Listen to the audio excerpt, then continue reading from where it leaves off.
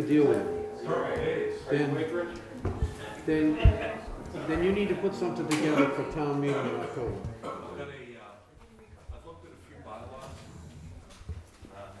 Okay.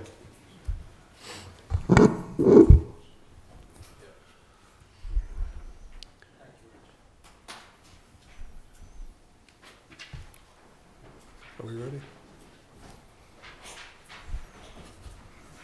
Christian, you all set? Go ahead. Good evening, everybody. Board of Selectmen's meeting of May 13th, 2014. Take a roll call.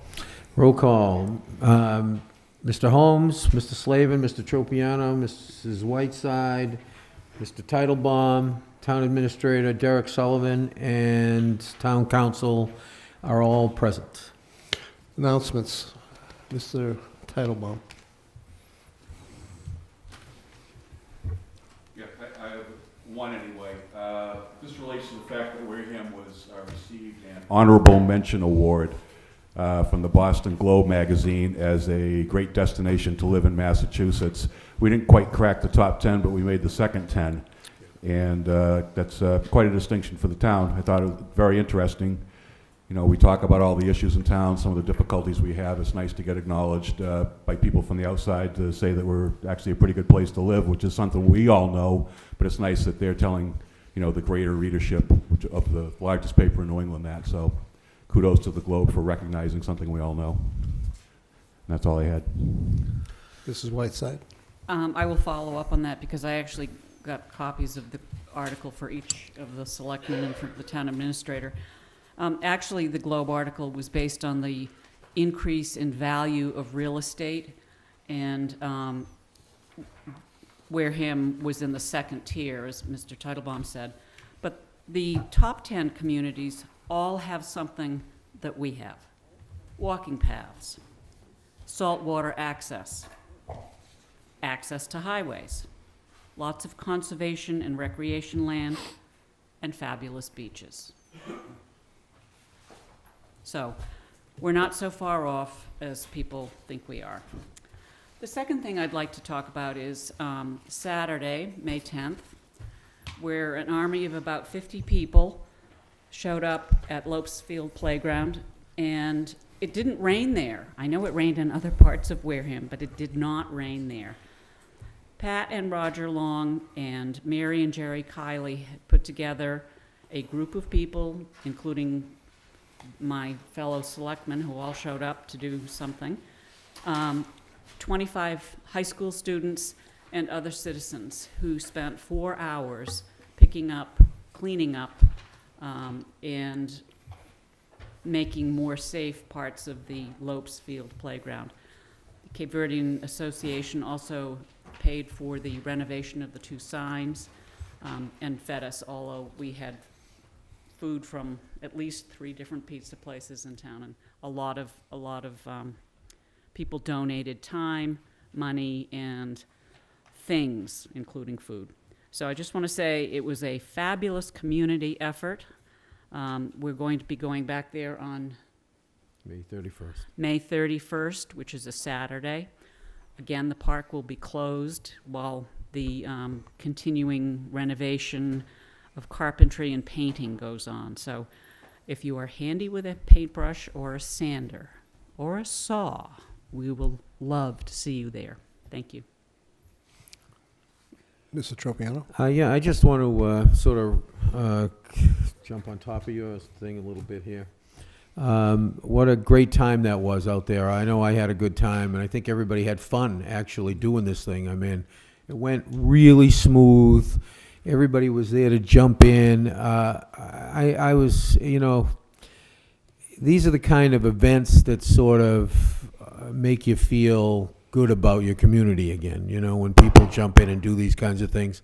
It's just, I mean, it was terrific. Everybody. And I had people coming that, you know, all of us went by and saw it and said, hey, you know, what are you here for? Well, can I help out? You know, and jump in and help. It was really pretty amazing, and I want to thank the community for coming together like that. I really do. What a nice job.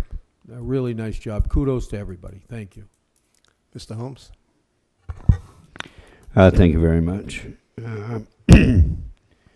To continue on with the tour, the driving range is officially open over on right near Mazzarelli's farm there. What's that? Sandwich. Sandwich Road. The young guy's in there. He's got large balls for $8. The small ones, I think, are $4. Nice cold water. So you can tell that I actually participated. The water was really cold. That guy has the coldest water in bottles there. So try to support him. You know, they've hung in there for many years. Good little business, and there's plenty of openings. I did go back and get my vehicle back at Abbey Glass. Thanks to Mrs. Walsh. They gave me a time. The truck was ready on time. We can't ask for much more than that. It rained a little bit, didn't leak, so that was a good thing. The hot dog trailers, I stopped in today. The hot dog trailers are back open right on the other side of the bridge over in, well, I can never remember the name of that bay, where Big Al's is. What is it? Buttermilk Bay, right. So he's got one of the trailers open. Kids, close your ears. I still have a bad habit. But I found a smoke shop I didn't know existed this week as well, over where the production, the play production is, where the Playhouse is. Kids, you don't need to go there. I shouldn't be going there either. The big announcement is that this morning, as I prepared to hound Mr. Sullivan one more time and the final time, he rang my cell phone. And it appears that Mary, over at Municipal Maintenance, was very sweet and begged an N-Star rep to come and put up another pole for the Osprey. And they're going to come and put up the pole. They're going to supply the platform. So to Mr. Gleason, thank you for making the one you made. But I think you understand that we'll let N-Star do that. I want to thank the guys at Maintenance for coming up with the pole. But N-Star was going to provide the pole, right? So the only thing I need to cover on that, so it doesn't cost the town any money, just a couple of bucks for the, because they have to have a police detail, right? It's about $176. So we'll take care of that. You let me know when you need the check, and we'll get that over to you. So the good news is that the Osprey will have an N-Star pole instead of one of ours, and they'll have an N-Star platforms. But I do want to thank all those people that emailed and volunteered their time. And if Mr. Gleason, if you spent any money, let me know, and we'll make sure we cover that for you. So that's it. Thank you. Thank you. Mr. Titlebaum, you have one more? Yeah, I just remembered this afternoon somebody forwarded me a State House News Service story. The governor has decided to ask the legislature to do away with the law that limits the amount of alcoholic beverage serving licenses a community can have. The mayors are all jumping up and down. They're very happy about this. If this passes the legislature, if they let those decisions be made at the local level, it means we won't have to go hat in hand to the legislature every time we decide that we need more alcohol licenses to issue. So we can all drink to that. Hey, you know what, Mr. Okay. Chairman? Could I just ask a quick question on that? Sure. To Mr. Titlebaum? Patrick, I guess. Those, the request at town meeting, was that for an address? Yeah, they typically they go with addresses. That's Yeah. only for that address, Yeah. right? That's right. Yeah. Same as that other time. Yeah. Thanks. Okay, I've got a few here. WCTV is going to be putting on a new documentary called Forged in Steel. Really should be I Am, the story of Tremont Nail. They're inviting people for June 3rd at the Buzzards Bay Play Productions from 7 to 8 p.m. I believe that's a Tuesday. Buzzards Bay Productions is across from Benny's at 3065 Cranberry Highway. Seating is limited, so please email or call us for reservations. And you can RSVP to reservations@warehamtv.org or phone number 508-273-2340, extension number 1, it looks like.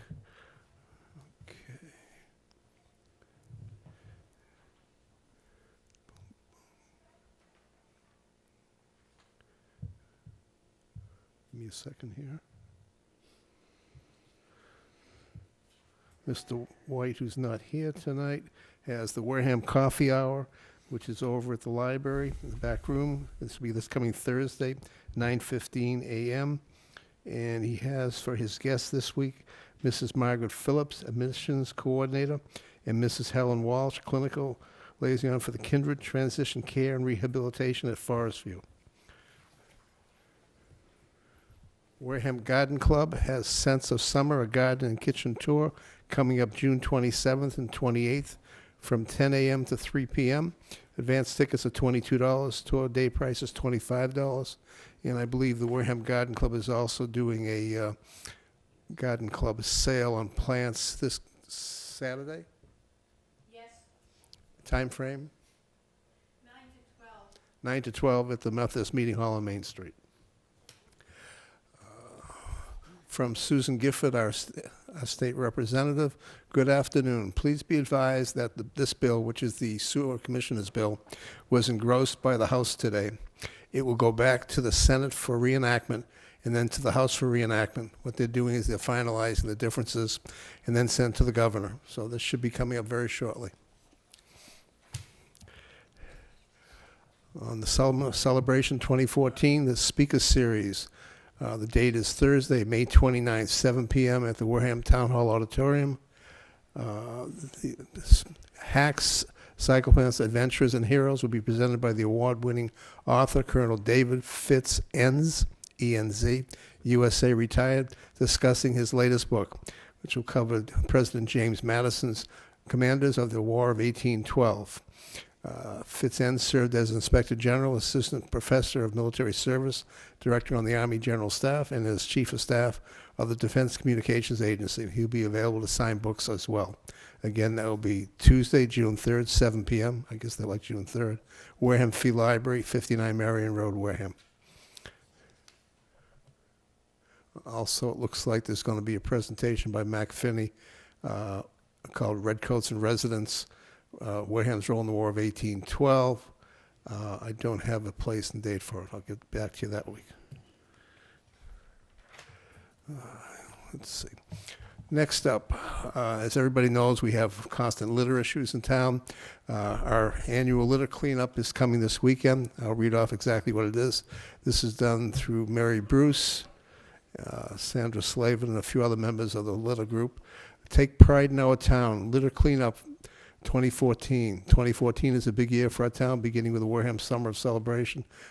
Festivities in June and July. Show your pride in Wareham by joining citizens from every neighborhood in an effort to clean as much litter from our roadsides, parks, and beaches as possible.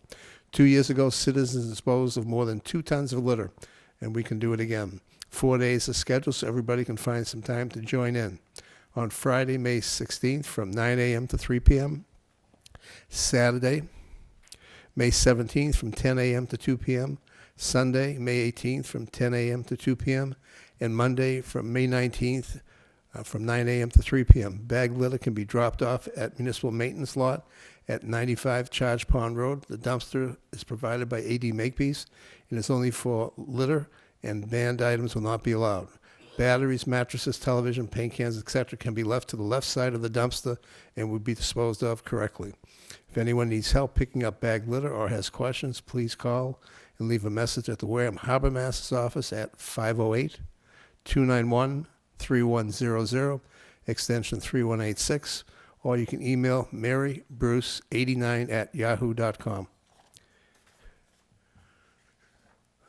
Cedar in the Cape Cod region is going to have another business expo. It's a 214 Business to Business Expo. It will be held at the Bay Point Golf Club, 19 Bay Point Drive, Onset, on Thursday, May 29th, from 11 a.m. to 2:30 p.m. There'll be a lunch and panel discussion from 12 to 1:30. The cost is $25 a person, and you can register online at the Cape Cod Canal Chamber, or you can give them a call at 508-759-6965. And that one.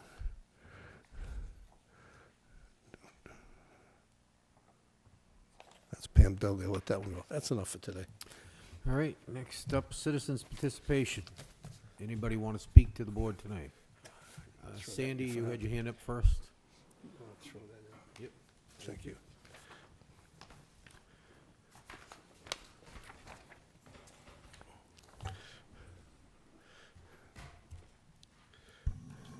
Good evening, Sandy Slavin. The brochure I provided the selectmen last week, the Guide to Walking Trails in Wareham, it's not available at Town Hall, it's only available online. But I did give my master to CETA. Hopefully they'll be able to print copies and make it available at tourist places around town. It has to be approved by the board first, but I'm hoping that that would be a way of distributing it, because we don't open space does not have the funds to make copies. Mr. Slavin, thank you for mentioning the plant sale on Saturday, the 17th, from 9 to 12 at the Old Methodist Meeting House, 495 Main Street. It's going to rain. Please come and support us. Whatever plants don't sell, I take home. And Mr. Slavin is very tired of seeing those plants come home with me. So please come support us and have at the plant sale. It helps the Garden Club with our efforts around town to our plants and our scholarship. On Monday, the 19th, the Wareham Historical Society is going to have a program by Marie Strong doing the postcards of the Cape Cod Canal. So that's interesting. And Alan told you everything about the litter cleanup. It's just, it isn't just this one day. It should happen all the time. If you're going to your mailbox, take a bag with you and walk a couple 100 feet on both sides of your mailbox. If you're walking your dog, if you're taking a walk, take a bag with you and help us pick up the litter. We have this effort for these 4 days coming up. We have to keep at it all year because it just looks nasty. Like we as citizens don't care. And I'm not going to say anything about the litter committee, and I'm not going to say anything other than the master plan. But I was listening to one of the articles coming for town meeting, and it would be nice if our master plan included the issue of derelict and delinquent buildings. But we don't have it yet. One last question. One of the things was a year-round liquor license to a business that was only open seasonally. Is that valid? Is that fair? Can I? Yeah. Okay, I'll write it in the Write it in logbook. the logbook, please. Yeah. I know the answer. They obviously won't be able to do that all the time. We have one like that. Hmm? Big house. Well, they get to set their things, but we have to control it. I know.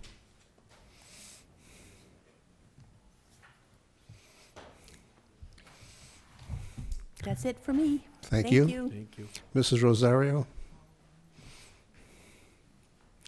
Mrs. Rosario has been here that I can remember probably 4 year. or 5 years. 10 years. Well, I can remember 4 or 5. That's bad enough. I think it's enough for me, you know. It's embarrassing for Yeah, all of us. It's disgusting. Yes. Because you know what? You guys are there to help me. And you guys don't do the job, apparently. Because that speaker, he should have taken it out a long time ago. I don't want to take it out myself because I'm in jail. No, don't laugh. I know. I can do that. I can do that very, very easy. But I don't want to go to jail. So, and, you know, I understand one day today, but it's been 10 years listening to the same every single day. We're talking about Dunkin' Donuts. And Would you do me a favor and explain it? Mr. Tropiano has not been I here wasn't before. here, so I need to He know won't know. what He it would- is you're talking Mr. about. Tropiano doesn't know. oh, you know. Okay, I live in 3DJ Lane. Then change the Tedeschi to the side. Used to be in one side. I never had no problem at all. I live in Wareham out there for 28 years. I never had no problem with Tedeschi. In the moment they put in the side, then open a Dunkin' Donut. The speaker of Dunkin' Donut due to my bedroom window and my living room windows. The speaker is in time is very, very loud from 5 o'clock in the morning until 11 o'clock in the night. Yesterday, for example, I was outside, listen to them, can I help you? All day long. Why I had to listen to that? I pay my taxes, man. I should live in peace. And now you guys wanna Raise my taxes for what? Why you gonna raise my taxes for? If you guys don't help me out at all. None at all. As a matter of fact, the Grand Charlie Road, we have a lot of problem with that for many, many, many years. We flat tire, we broke tire, and finally, after 10 years, you guys fixed the road. But I'm talking now about my Dunkin' Donuts. What you guys gonna do? Nothing, very quiet here. No. Nobody's gonna do nothing about it. Give me your phone number. When tomorrow morning, 5 o'clock in the morning come, I give you a call and see how you like it.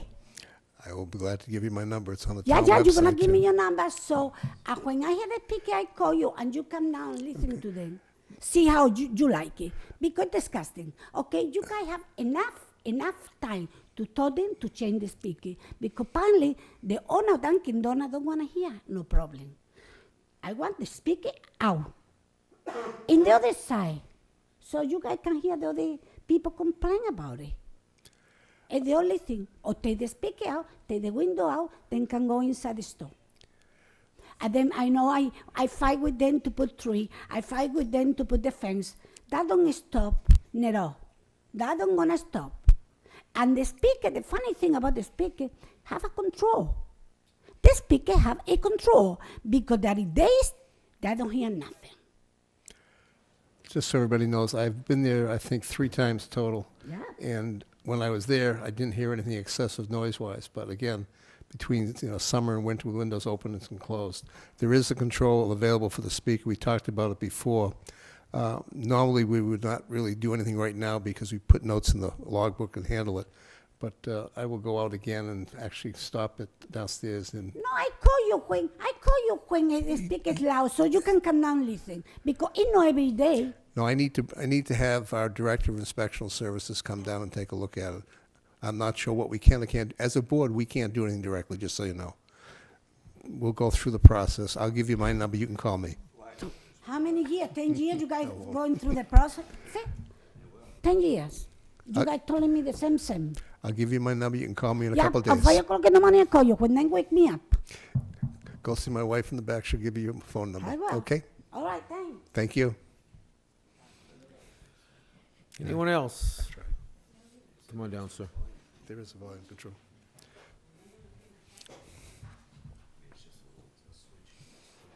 I know.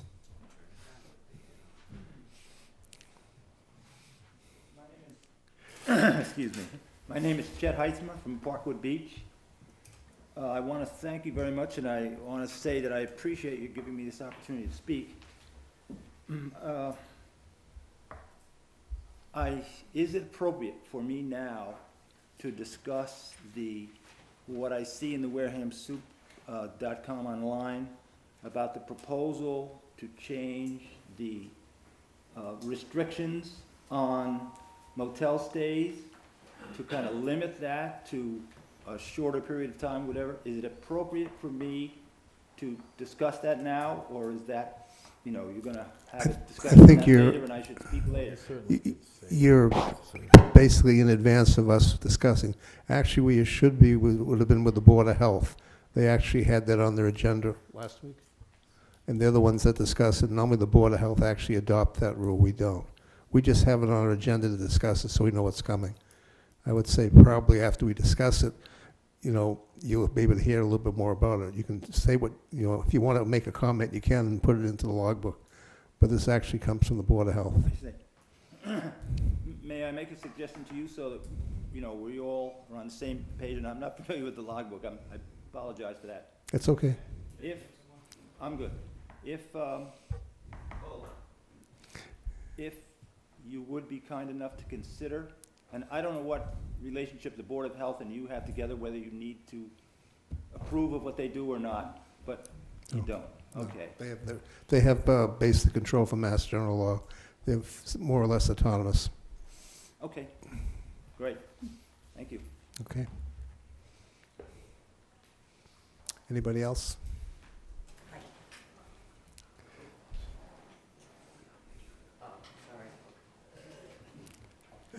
Come on up. How are you? Good. Good to see you.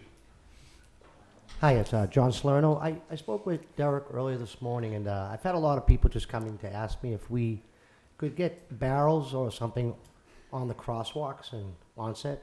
I know that they normally start to get ready to paint the crosswalks, but there's none now. I mean, they've just faded away, so there's nothing.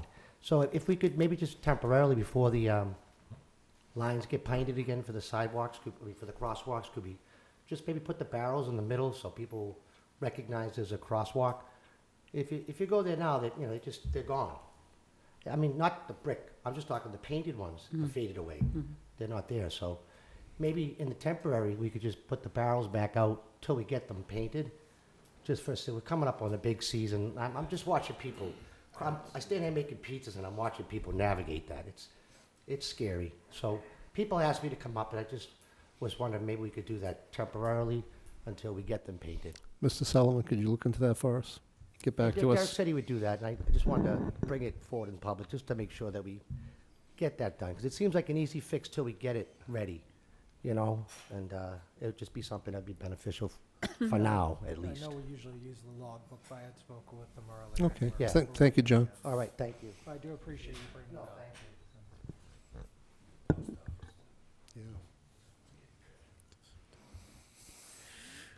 Anyone else?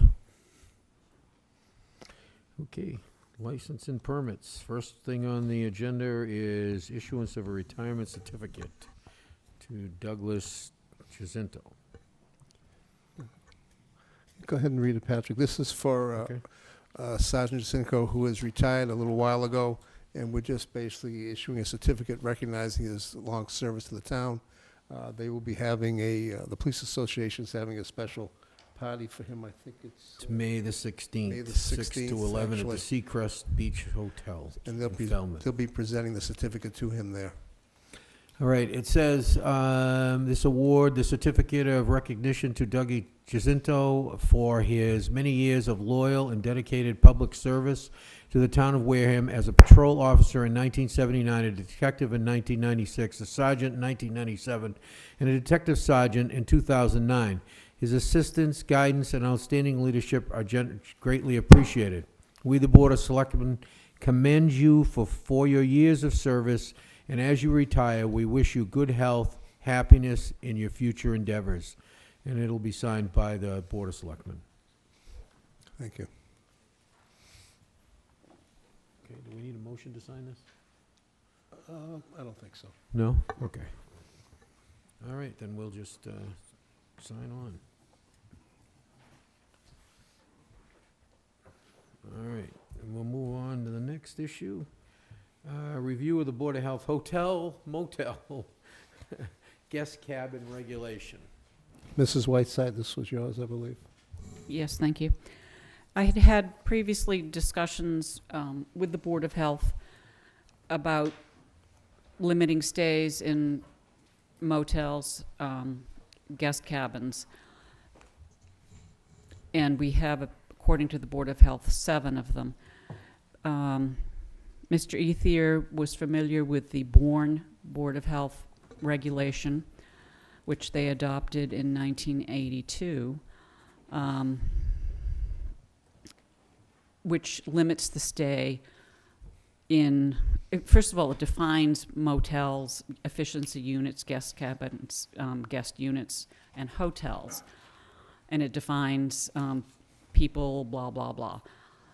What it really comes down to is limiting the overnight occupancy for transient motorists, and not, these motels should not be considered a principal place of residence. Occupancy of a motel guest unit by a person at the same licensed premises shall be limited to 3 weeks. Should a person wish to extend his or her stay at said motel, but beyond a 3-week time period, they must continue their stay in an efficiency unit. An efficiency unit has cooking facilities. The Board of Health had this hearing, it was their regular meeting last Wednesday afternoon, I think. May 7th. Yep. And there was considerable interest from the Board of Health. Dartmouth is in the process of adopting a similar regulation, And many other towns in the Commonwealth of Massachusetts have adopted these regulations or similar regulations. They heard testimony from 2 people in favor of adopting these regulations, and I think that they will move forward with having hearings and then possibly adopting it as a Board of Health regulation.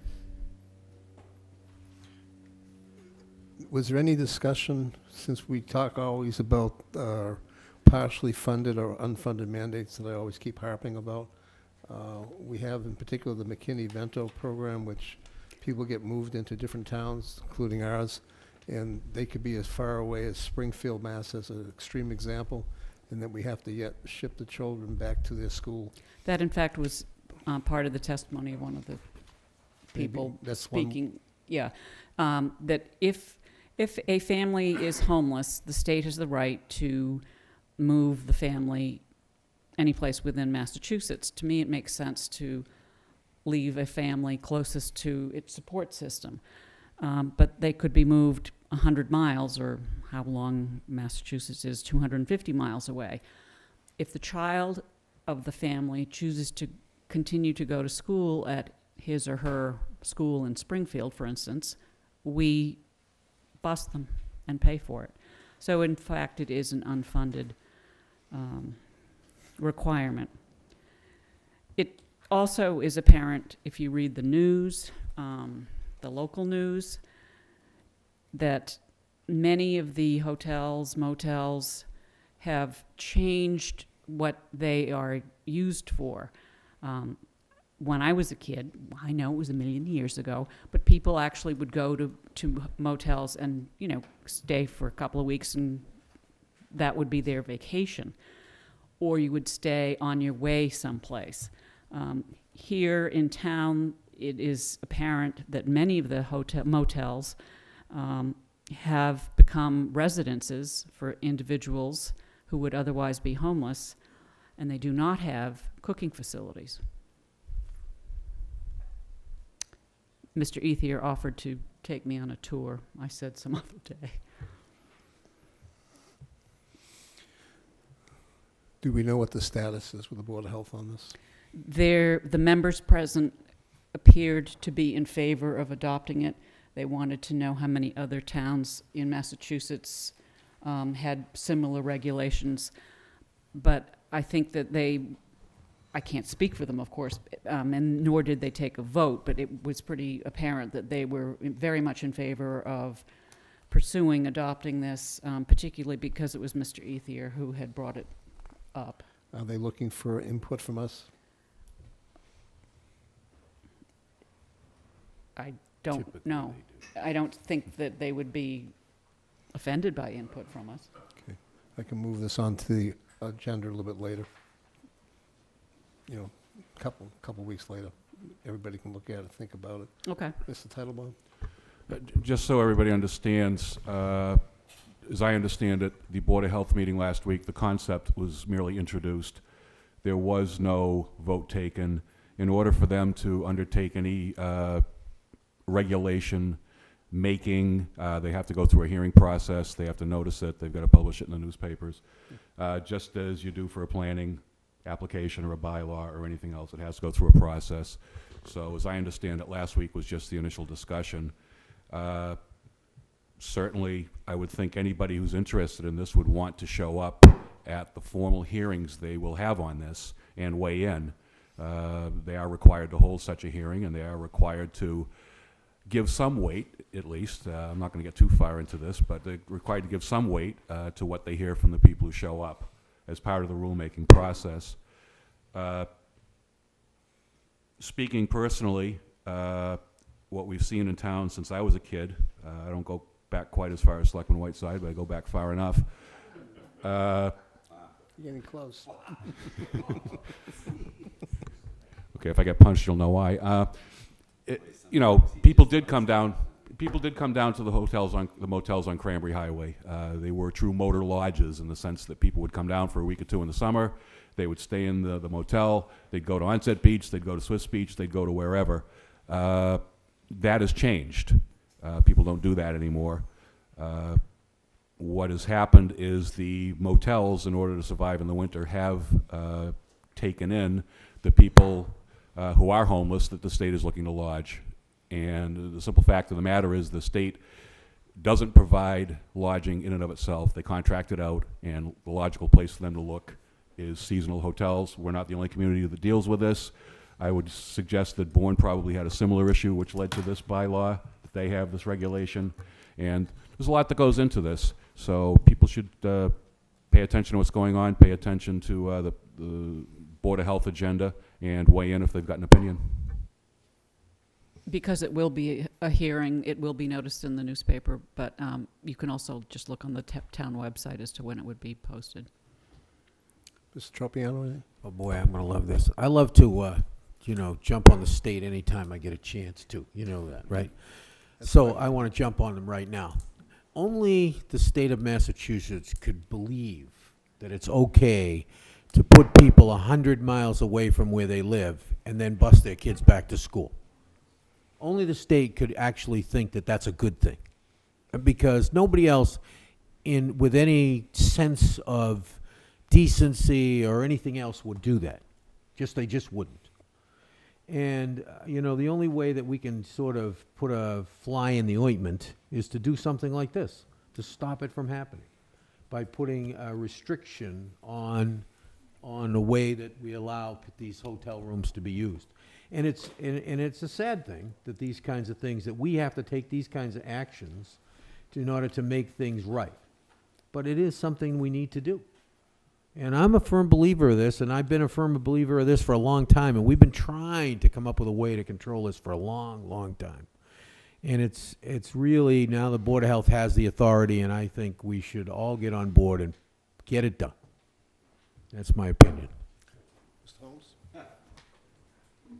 I didn't know that's where Patrick was going, but I'll pile on with Patrick for a second. Take it a step further. You have kids, right?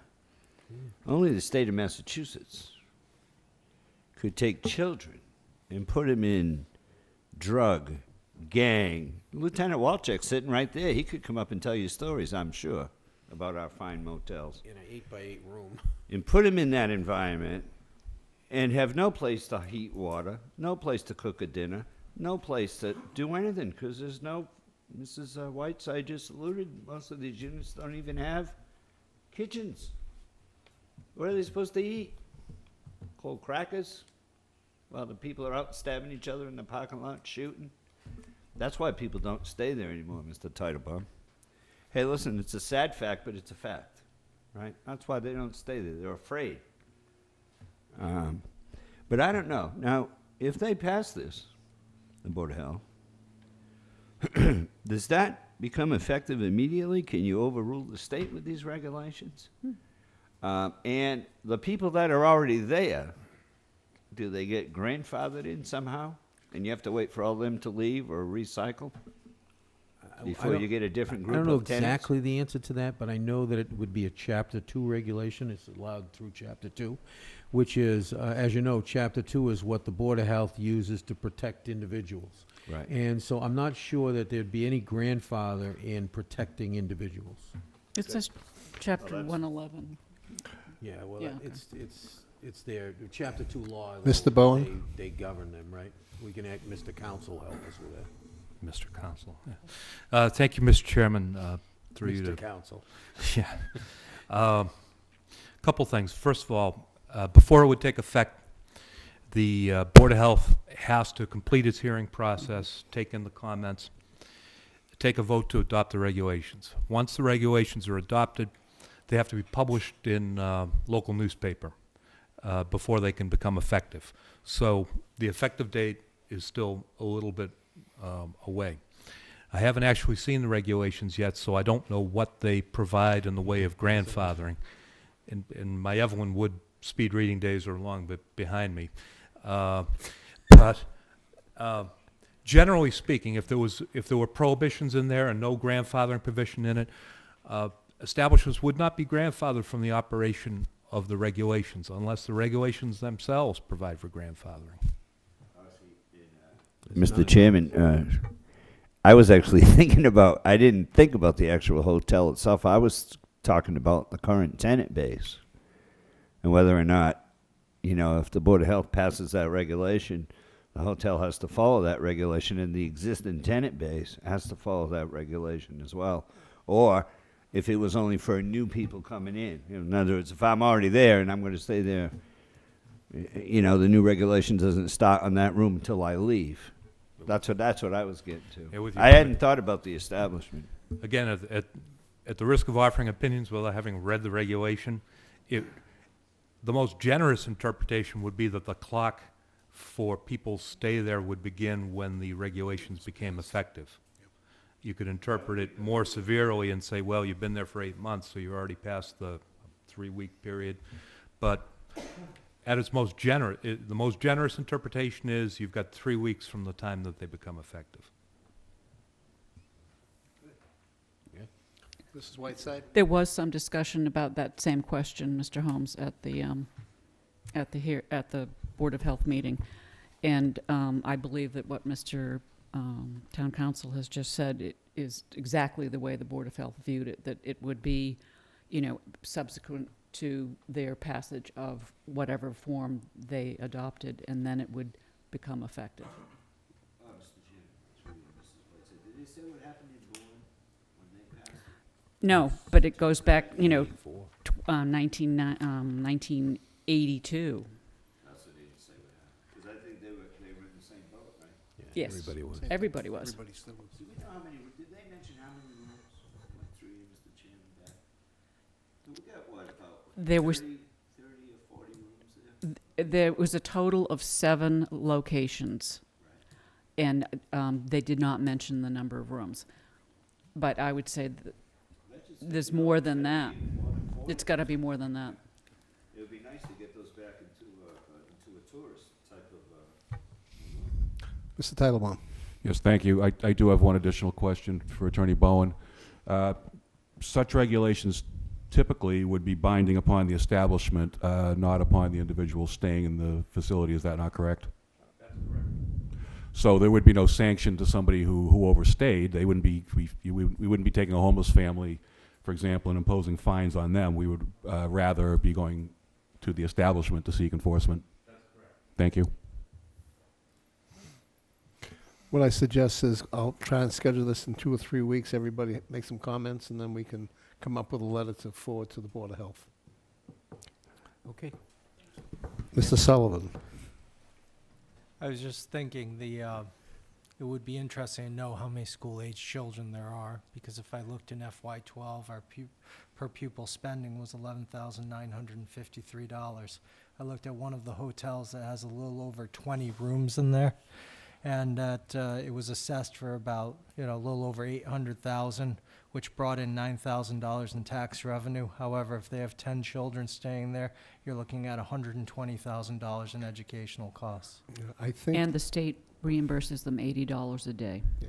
I pays the motel. Yeah, I believe the McKinney-Vento. No. No, this is if they stay in town. No, I don't, but I'm just saying, but in the McKinney-Vento program alone, I believe a year ago or so, it was $164,000 in expense, Right. and I believe we recovered just barely $100,000. A little over So we were 100. short 64. And that's for the ones shipped out. That's not- the ones we shipped still out, never pay for mind the the ones others. that are still in town. Yeah. So. Let's the town pay. Another one of those deals, right? It's another one of these things we have an opportunity to say no. Yep. Okay, Local- next, please. Okay, this next is Lieutenant Walczak. You want to come down for the Local Emergency Planning Committee?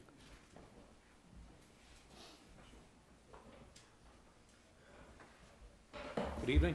Good evening. Lieutenant John Walsick, Wareham Police. I'm also the Acting Emergency Management Director, and I'm representing the Local Emergency Planning Committee tonight with Captain Jeff Dias from the Outset Fire Department and Sue Marriott, a member. And Sue's going to address a quick thing about our new CERT program. My name's Sue Marriott, and I work as a nurse at the community hospital in the emergency room, and over the years have decided or brought upon myself that we have no emergency volunteer program in the town, and there's a program that's federally funded, federally recognized, and FEMA sponsored that is a volunteer program that I would like to establish. It's called CERT. It's the Community Emergency Response Program. And I've gone through extensive training, the 20-hour course, the Train the Trainer course, and the Manager course. And I would like to bring that to this town. I've lived here for 20 years and gone to a couple of the LEPC meetings and discussed the need to supplement our fire, police, and basically educate our community on emergency preparedness. So I've given you a couple of papers that I've put together. What is CERT? It's free training. CERT is Community Emergency Response Training.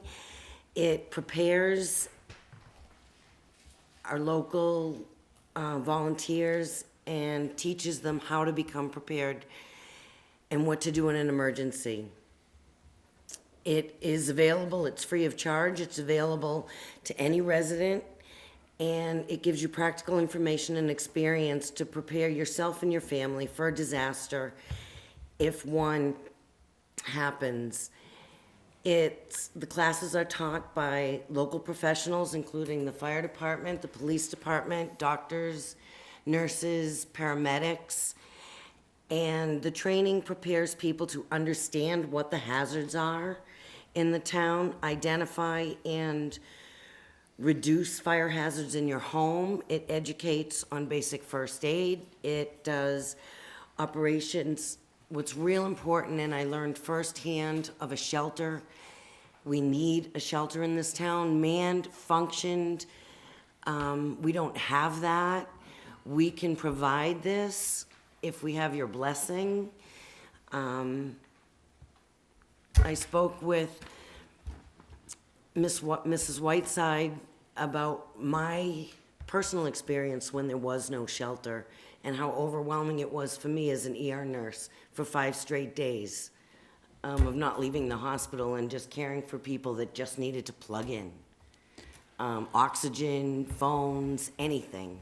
It was overwhelming for everybody. And that's when we decided we need some help. And I come to you to offer my assistance.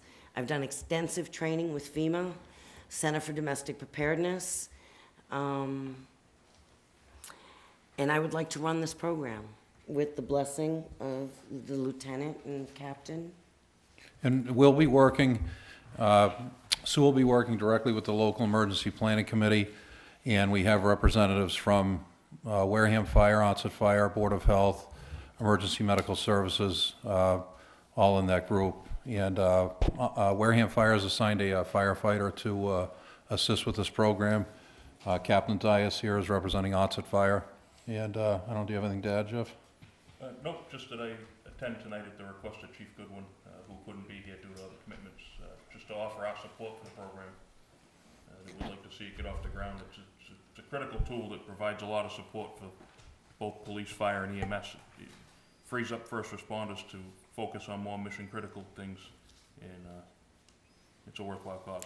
And they'll be working we'll start the CERT volunteers out in the, for sheltering at this point. So we could have a shelter staffed properly with, multiple people around the clock. And Bob Ethier and his people have done a phenomenal job. So we want to build on that and also allow Bob the opportunity to do what he needs to during a storm related to the Board of Health, so that he's not tied just to a shelter. We would have people be able to run that, for him.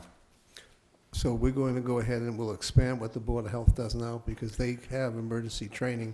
Yes. They do all year long. In fact, I think myself and my wife are part of that team. The Medical Reserve Corps. This will be in addition to, Okay. and I would say that later on we would probably look to expand it a little bit, the CERT, but that's where you'd start to back up the Medical Reserve Corps.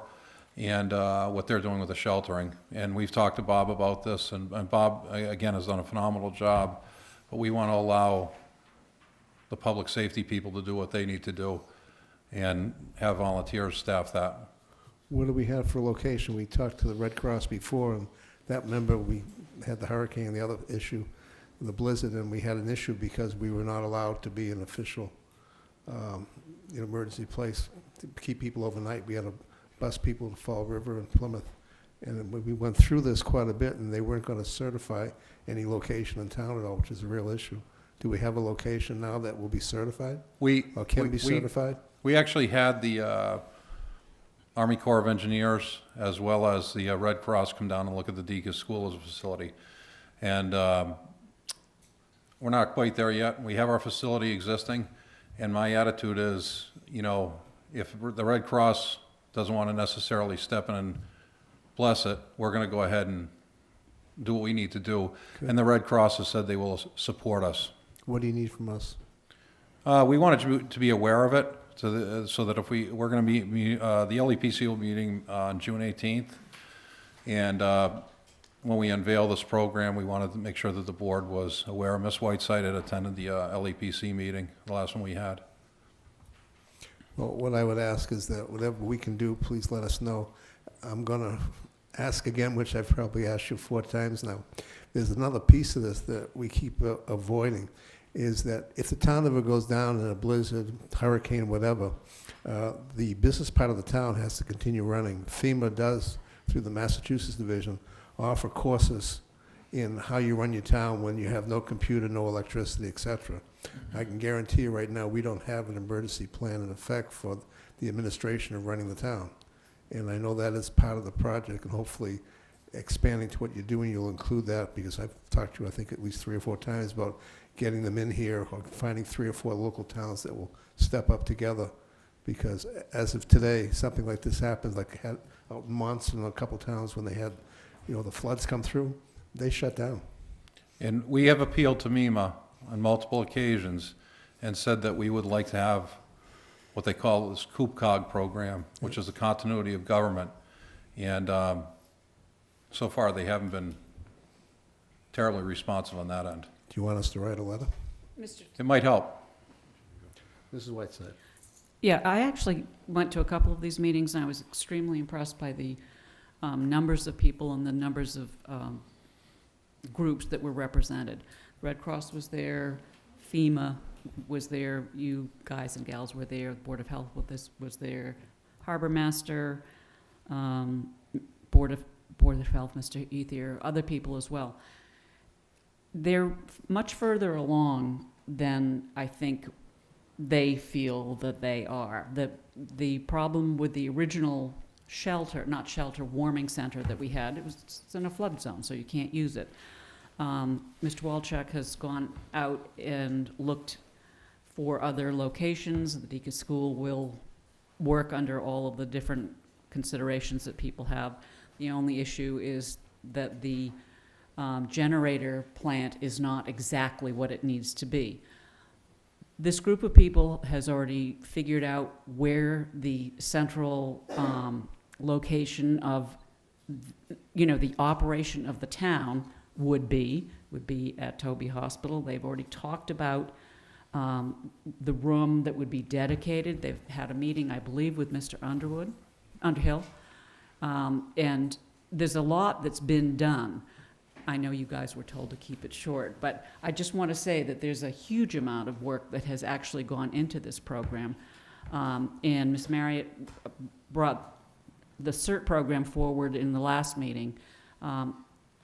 The other thing that we said, I think, or I said, a couple of people said, were, I'm not leaving my pets. You need to take care of my pets as well. And somebody, I can't remember what the group was also at that meeting, and they were indicating that there would be a place for you to bring, your little pooch and your oxygen tank. So that's the real problem in the blizzard was that people were without power. They were not necessarily ill, but they needed places to plug their appliances in so that they would not get ill, and they were simply overrun. So I think this is an extremely important program. It's one that I actually have been talking about for over a year.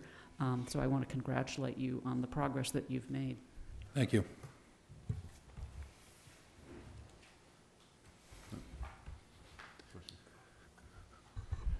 Yep. Thank you for putting in the work. Appreciate it. Further in this regard, I think it was nearly 2 years ago, we had a presentation in the middle school auditorium of the Wareham emergency plan. I just realized that I don't think any of us actually have a copy of that. Would it be possible for you as the emergency coordinator for the town to provide us with copies of that plan? Or is it going to kill too many trees? The SEMP plan is in the office. They were formerly public documents. They are not, but certainly we're the government of the town fathers, absolutely. But it is... I know, it's... Yeah. I saw the binders at that meeting, and I'm sure they haven't shrunk. They, that was thanks to some hard work from some maritime students who helped. I remember that. Did a lot of work on that. Yeah, we recognize them here. Yes, we sure did. For their work, but I think it would be good for us to have copies of that as well, so that when we hear of incremental steps towards improving that, such as the proposal we're hearing tonight, we can make reference to that and see where it all fits in. Very good.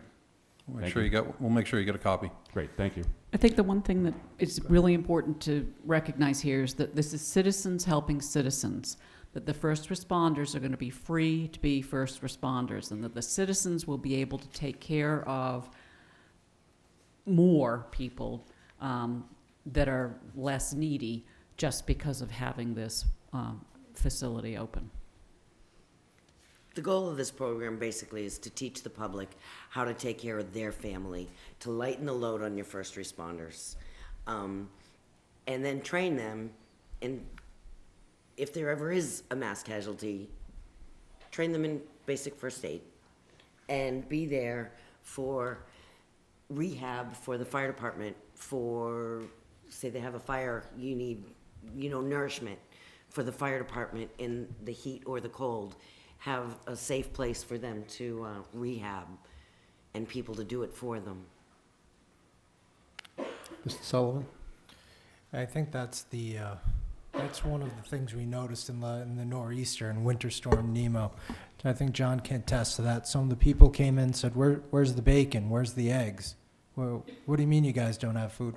We didn't bring any food from home. You guys should have it for us. And just educating people and so that they can take care of themselves. And when the first responders were out there bringing people in from their homes, we did need people and volunteers here. And we had an excellent group, but having certified is, I know my brother and his wife went through it, and it's an excellent program. The only other thing I'd also say is this has happened in some municipalities, not all, and in some of the training was we're now going to have a 90-room hotel, which I would like to see if we can petition them for an agreement that during an emergency, our citizens have priority, and this has gone through in other towns and municipalities. So, thank you. And great job, by the way, if I don't say it enough. Anybody else? Go ahead. I would just say that, for many years, our professionals, responders, police, fire, sewer, we've had these guys all doing a great job for all these years, and it's good to see that, especially over the last 5 that I can recall, and that we brought even more components together. We had NSTAR in for that meeting, remember, John? And Duffy was here, and Howie was here. We had a great meeting when we had NSTAR in, talking about lines and all that. So I just think that every time we add a component, we just get better. And I want to thank you, Susan, for stepping up. I think that's a great thing. And just Patrick, when you put this in the record, if you wouldn't mind redacting some of this information on our personal page, so it doesn't get scanned anywhere and get out there. Okay. She got her cell number here. You don't need to put that stuff on these documents. I didn't put oh no, that's yeah, just for cell, your information. Your address, everything. That's for your information. Yeah, I know, but the page. We won't get it on there. He has to put in the record. He'll cross it all off before it gets in there. Okay, the only thing that was pretty much going to go out to the public is this little flyer that I made up that only has an email address. which is a functional email address for Wareham CERT, but wasn't going out until I basically got your blessing. That was just a reminder to my colleague. Thank you. Just keep us updated, whatever you need from us, just let us know. Thank you very much. Because when we did this, Nice job, last thank you. time, it was uncomfortable from, a bunch of us being there trying to help people who were not really fully trained for it. So Yeah, and I hate to see that happen again. Yeah, we just need a large staff of people Yeah. and to schedule it and everything like that, so that's what we're looking for. Thank you. Thank you. Thanks. All right, next up is the consolidation of committees. We talked about this about a month ago, and I had written on the folder, bring back in a month, so it must be time. This is an issue we've actually banged around for probably 6 months or more.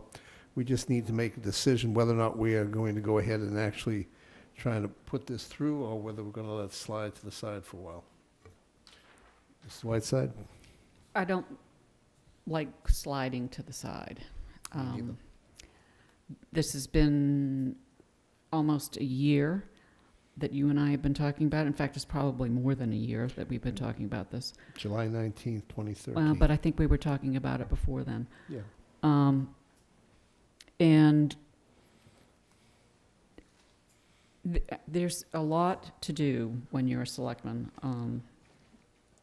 It's not just sitting here Tuesday night.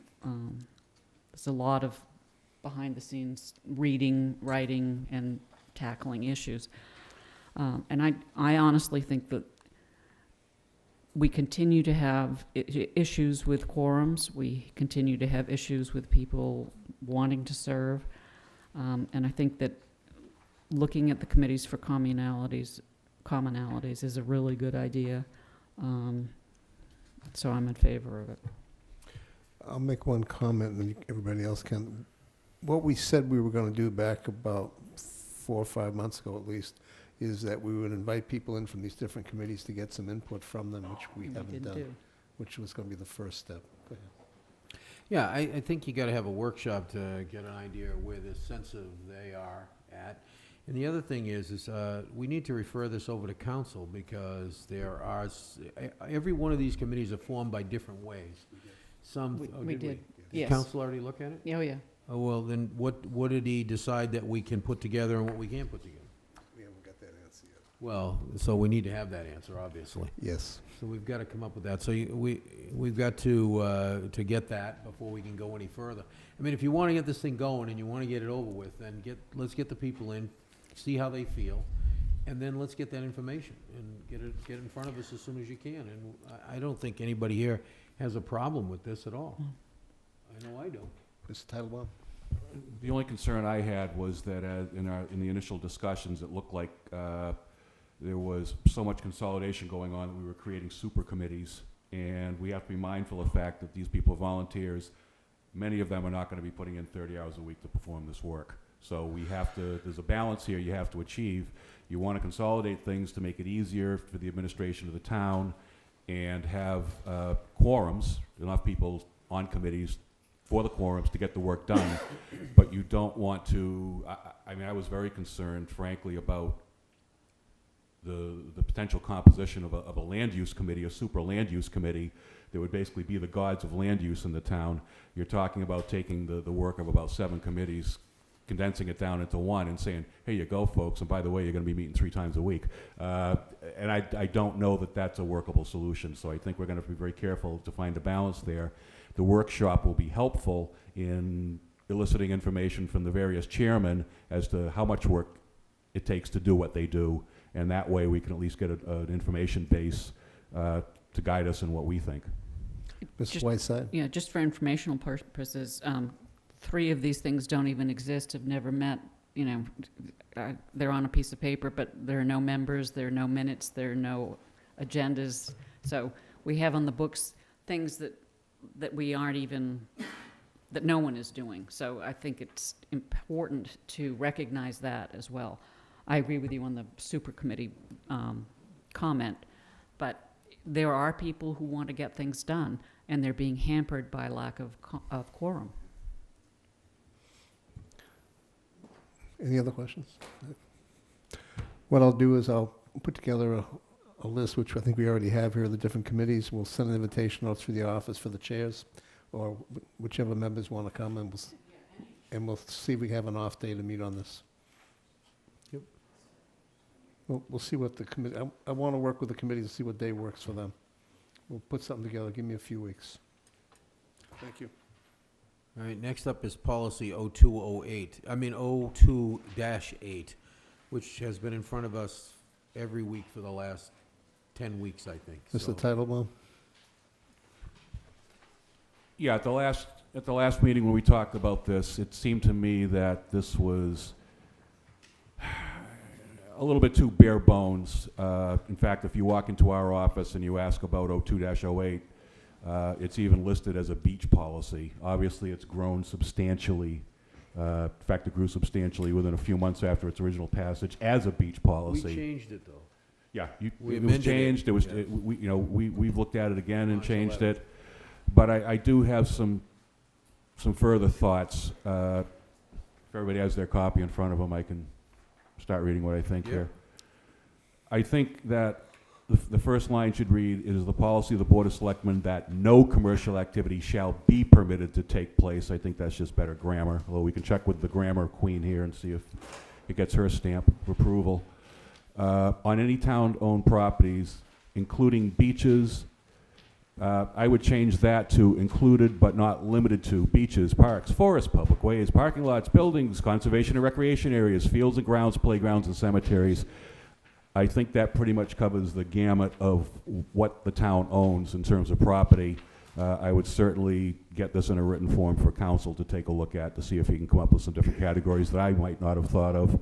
But I think making this expansive rather than just saying, including beaches, that just suggests that it's a limited use policy. I think we need to enumerate all the kinds of properties we have. You'd like to hear them all again? Okay. Including but not limited to, I'll do it slowly so you can jot it down, Selectman Whiteside. Beaches, parks, forests, public ways, parking lots, buildings, conservation and recreation areas, fields and grounds, playgrounds, and cemeteries. And then the next edit I came up with is after that list, comma, without a permit from the Board of Selectmen. Currently it says the Office of Selectmen. That suggests that our office personnel would hand these things out. All permits come from the board, so I think that's an important distinction to make.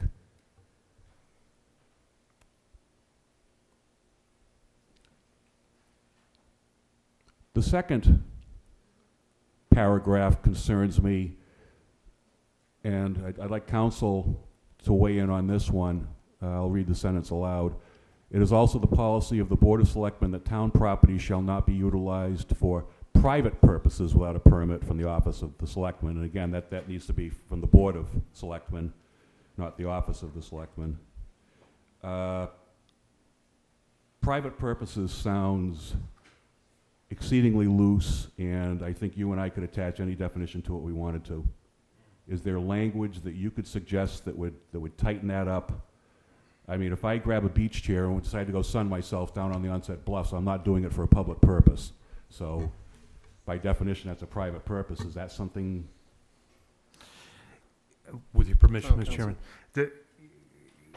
in addition to the concern that you expressed, there's that whole body of First Amendment law having to do with use of public property by people wanting to promote a message, whatever the message is.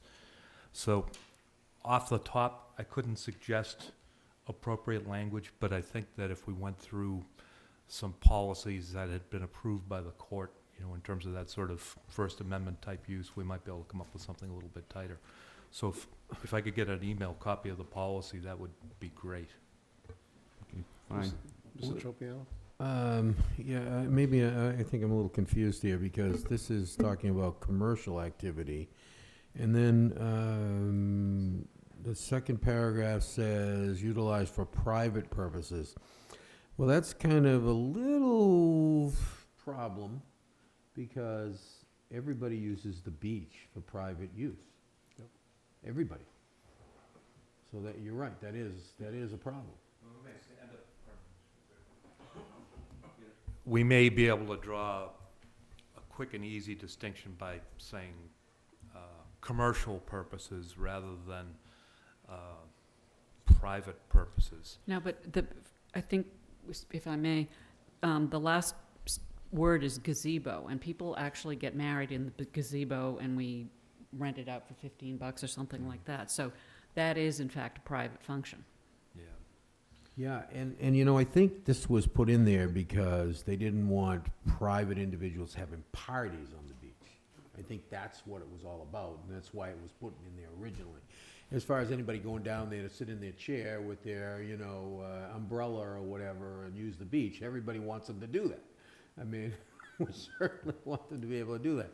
But we don't want them to have a party down there, and there has been the case where we did have that kind of thing going on. Swiss Beach, it used to happen on Swiss Beach all the time.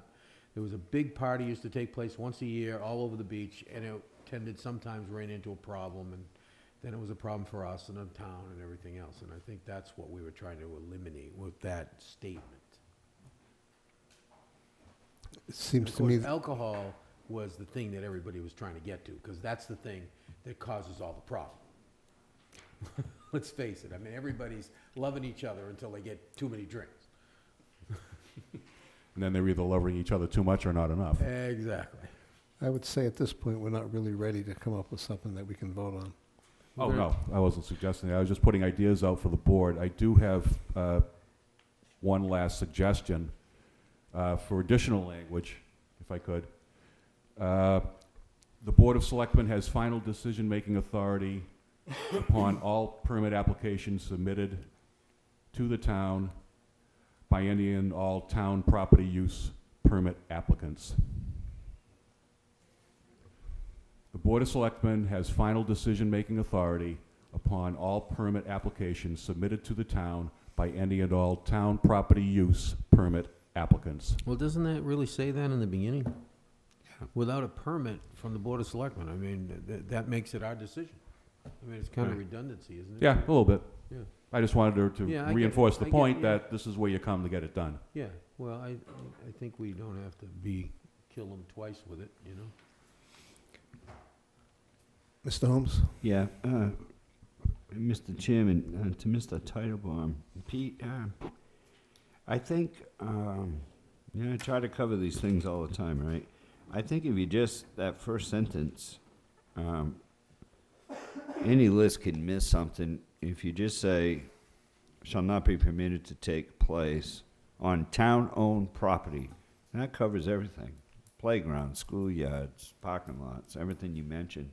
If you list things and you forget something. That's what included but not limited to is in there for, and specifically when it comes to onset. Why do you even have to do it? Because I mean, technically the town doesn't even own, the town does not own the bluffs and onset. Well, believe it or not. Maybe you don't have total control of it. If you look at the decree, the record title is vested in the original development company, so that's why. I think if you list, I think we have to be very careful in what we're dealing with here. If you list things, you can miss things. But that's what included but not limited to addresses. Maybe we could get Attorney Bowen to weigh in on that, Mr. Chairman? Well, I don't need anybody to weigh in. That's fine with me. If you want to list stuff and take the chance, that's fine with me. But again, if you just say, town owner control property, that's it. They have to come in here and they have to get a permit. End of story. It's very simple.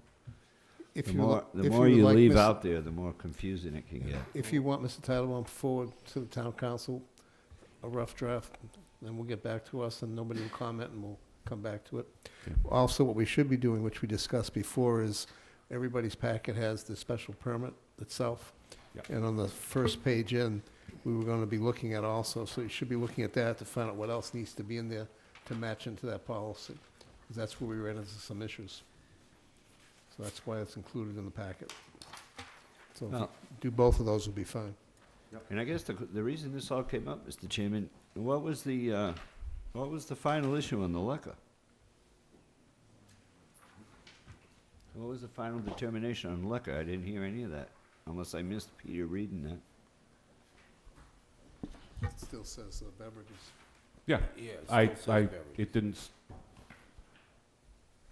that's up to the board to decide how they want to proceed. Well, that's why the whole thing came up, I guess, other than to change the word beach, was whether or not we allow alcohol to be served on town property. Yep. That's a question for the board to decide when Right. we vote on it, and I think that's when that discussion takes place. Well, why do we have to keep putting it off?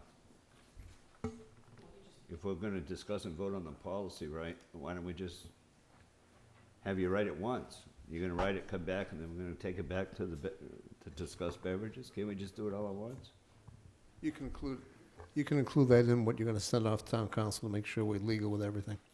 And then we'll have a full policy to just vote on.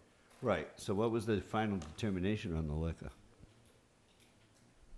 It just says right now, commercial activities including food, beverage. Food and beverages. Are we gonna allow liquor to be sold on town property, or are we not? Mrs. Whiteside? I think if I can read between the lines, it is up to the discretion of this board at any time to issue licenses or permits which may include the use of liquor on town properties. That's the way I would read this. Yeah, I believe I asked when we first discussed this whether we were going to lock it out as far as no liquor at all, or whether we were gonna leave it to the board, and I believe it was left that it was gonna be a board decision. So, that was when I pulled it before. But I very much wanna make sure that our permit itself also fits in with whatever we're doing. Right. And everything in it here is in this, so we don't come in with giving someone a permit, and the permit itself doesn't show the restrictions or whatever. I'll make a point of working this over with town council, and when would you like it back on the agenda, so I know when to get the documents in your hands for dissemination to the board? When are you comfortable getting it done? Do it by next week. It's not a problem, as long as Attorney Bowen is here this week. What about this week? Oh, this week, yeah. You won't be here next week? Okay, gotcha. Why don't we put it off till the 3rd of, I think it's the 3rd of June. Yeah, 3rd? Yep. Thank you, Mr. Chairman. Okay. Thank you. Focus group reports. This is the report everybody got from Bridgewater State University, basically setting up 4 different groups over a period of about 3.5 months, where they actually met, talked about different things in Wareham. The basic discussion was concerning all town services, zoning bylaws, what works for your business as it is today, what is not working, including workforce skills, education, what changes are needed to allow you to be stable, to have growth, expansion. What do you think the town needs in order to attract commercial and manufacturing growth? What changes are needed to make Wareham attractive to new residents? The people involved were from large corporations down to just the average person. Bridgewater State, basically Fred Clark acted as facilitator, and we invited just different people from all different walks of life, as I explained. And this is the report that came back on it. This is the first step, which is the beginning, which will be much more depth when we do the EdStat program with Northeastern, which, Mr. Sullivan, do we have a date yet for the start at all for Mary? Yeah, I would say probably, my best estimate is probably within a month. They have all the paperwork we signed. They picked up all the contracts and everything. They'll all be paid for again by AD Makepeace and Bridgewater State University. Everybody, if they haven't gone through, go through it. We can discuss in a week or two. It's quite interesting what we got for results on it. It'll be available to the public shortly. Any questions or anything? No. I think also we should make sure, I think I asked that this go out to the planning, zoning, different, licensing boards that were mentioned in the report. All the different town departments should get copies of this. So it can go out to everybody at this point. If the public needs copies, they can be available at your office. Do you want to make it available on the website? Yeah, I think it'd be a good idea. A lot of people don't want to kill trees and want to make it easy. Thank you. If there's anything that wants to be done, let me know. We can put it on as a further agenda item. Okay, update and discussion of Bay Point land. I believe that was we assigned over to Mr. Bowen. Came up, I think, a week or so ago.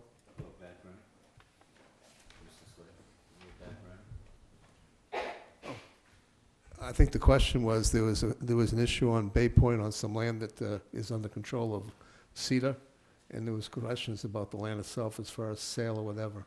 I don't believe we've been contacted by CETA to do anything per se, but the question came up. Mr. Chairman, at the board's request, I took a look at the Bay Point property and some of the procurement issues that were associated with it. Just by way of background, I reviewed the CETA legislation, some valuation documents.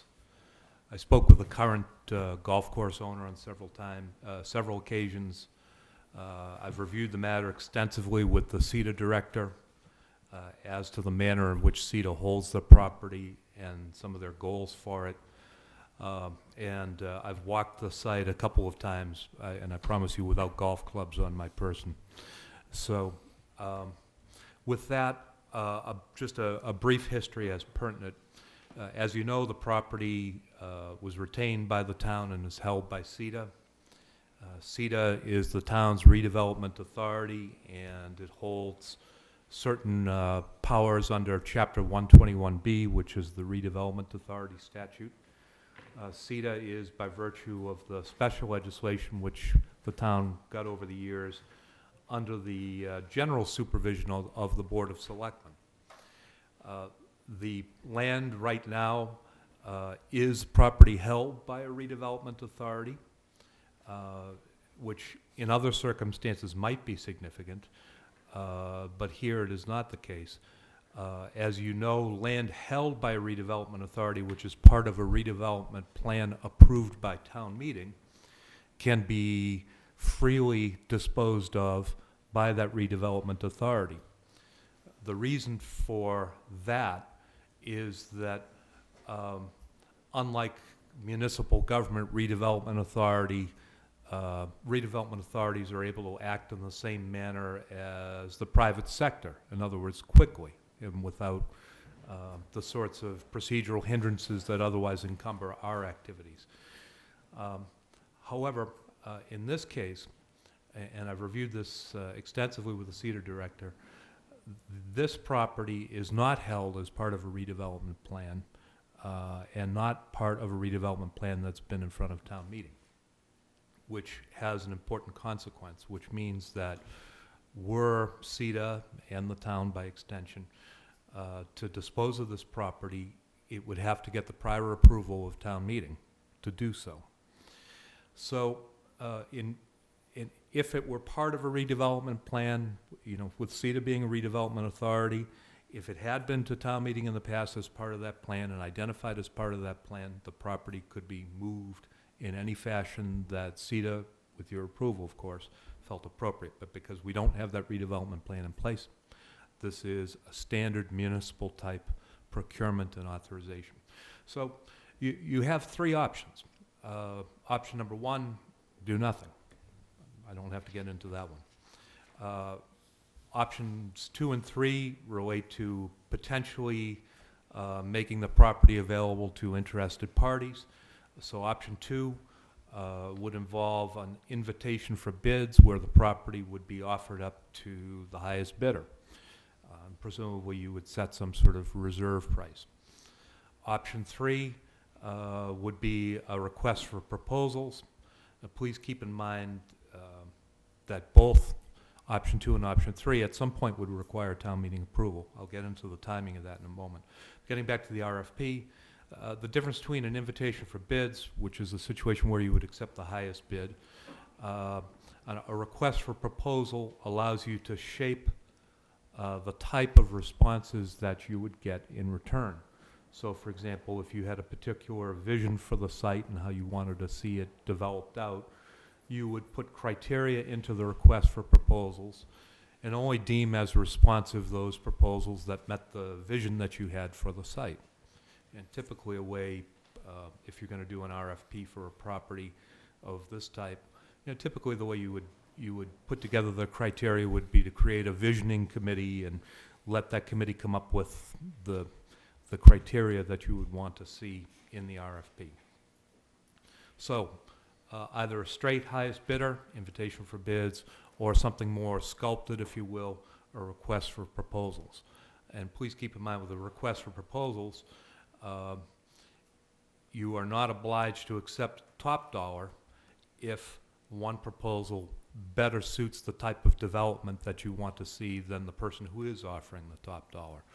So for example, I could come in as a developer and suggest that we put in one of these commercial prisons that have popped up in other states, and I could offer you top dollar. Well, you probably don't want a commercial prison, and the way to keep me out of the mix would be to put in criteria that limited to something more palatable and more appropriate for the community. I know an extreme example, but I think it helps.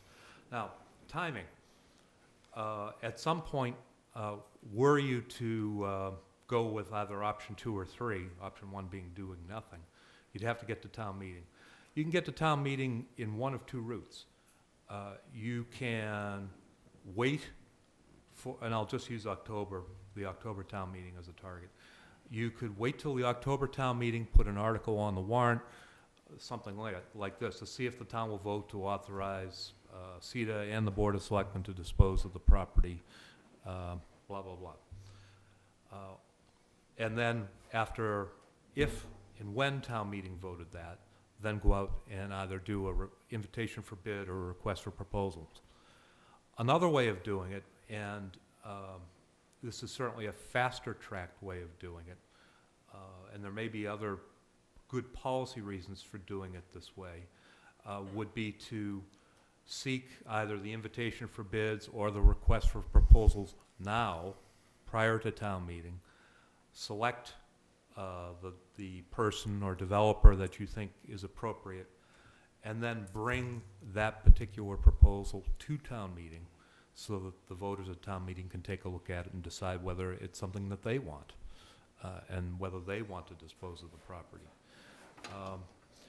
Obviously that is a quicker process, in overall than just starting with town meeting. So, those are the 3 basic options. Do nothing, you don't need town meeting for that. Invitation for bids or request for proposals, you will need town meeting approval ultimately to dispose of the property. And the question of timing, whether you would start something now or start something after town meeting, is a policy judgment for you and the CETA board to make. Thank you. Just a clarification, make sure I understand. Are we required by CETA for them to notify us first? Since they're in charge of the property per se. I know with the change in the acts of 2000, whatever, there was a change in the whole setup. Normally the Board of Selectmen has, I won't say final say, but usually has to approve whatever the CETA wants to do, but I think they have to come before us, don't they? Well, I think at some point you'd have to have them involved in the process, since they technically hold the land. But Okay.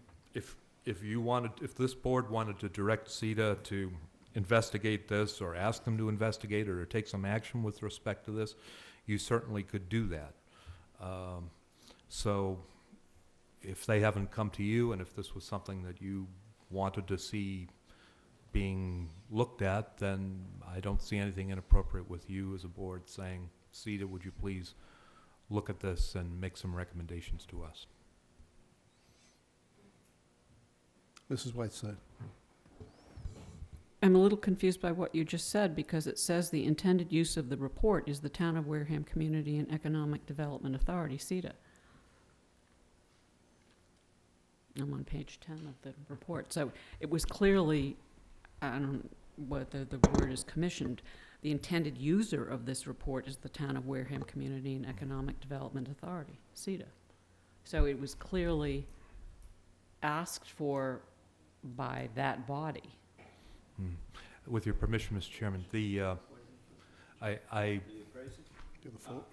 I wasn't really intending to get into the appraisal, but under the Uniform Standards of Appraisal Practice and Procedure, I think that's what the ethics code for appraisers is. The appraiser is supposed to identify the party that actually commissioned the appraisal. You know, if you want to read into the fact that they commissioned an appraisal as meaning they're interested, yeah, fine, but it probably would be worth just saying, what do you want to do?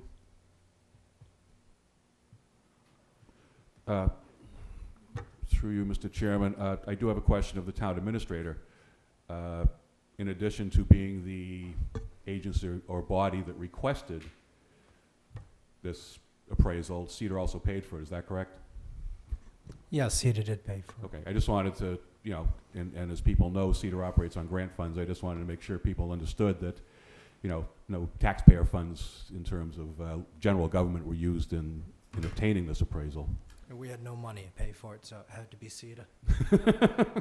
Okay, then. The old we're too broke, so somebody else had to pay for it thing. Okay, thank you. Mr. Holmes? Yeah, I obviously, as many know, you know, I've been working on this project for 5 years, and to try to find a fit with an owner, you know, Mark was a great guy. Unfortunately, the times and other issues killed him.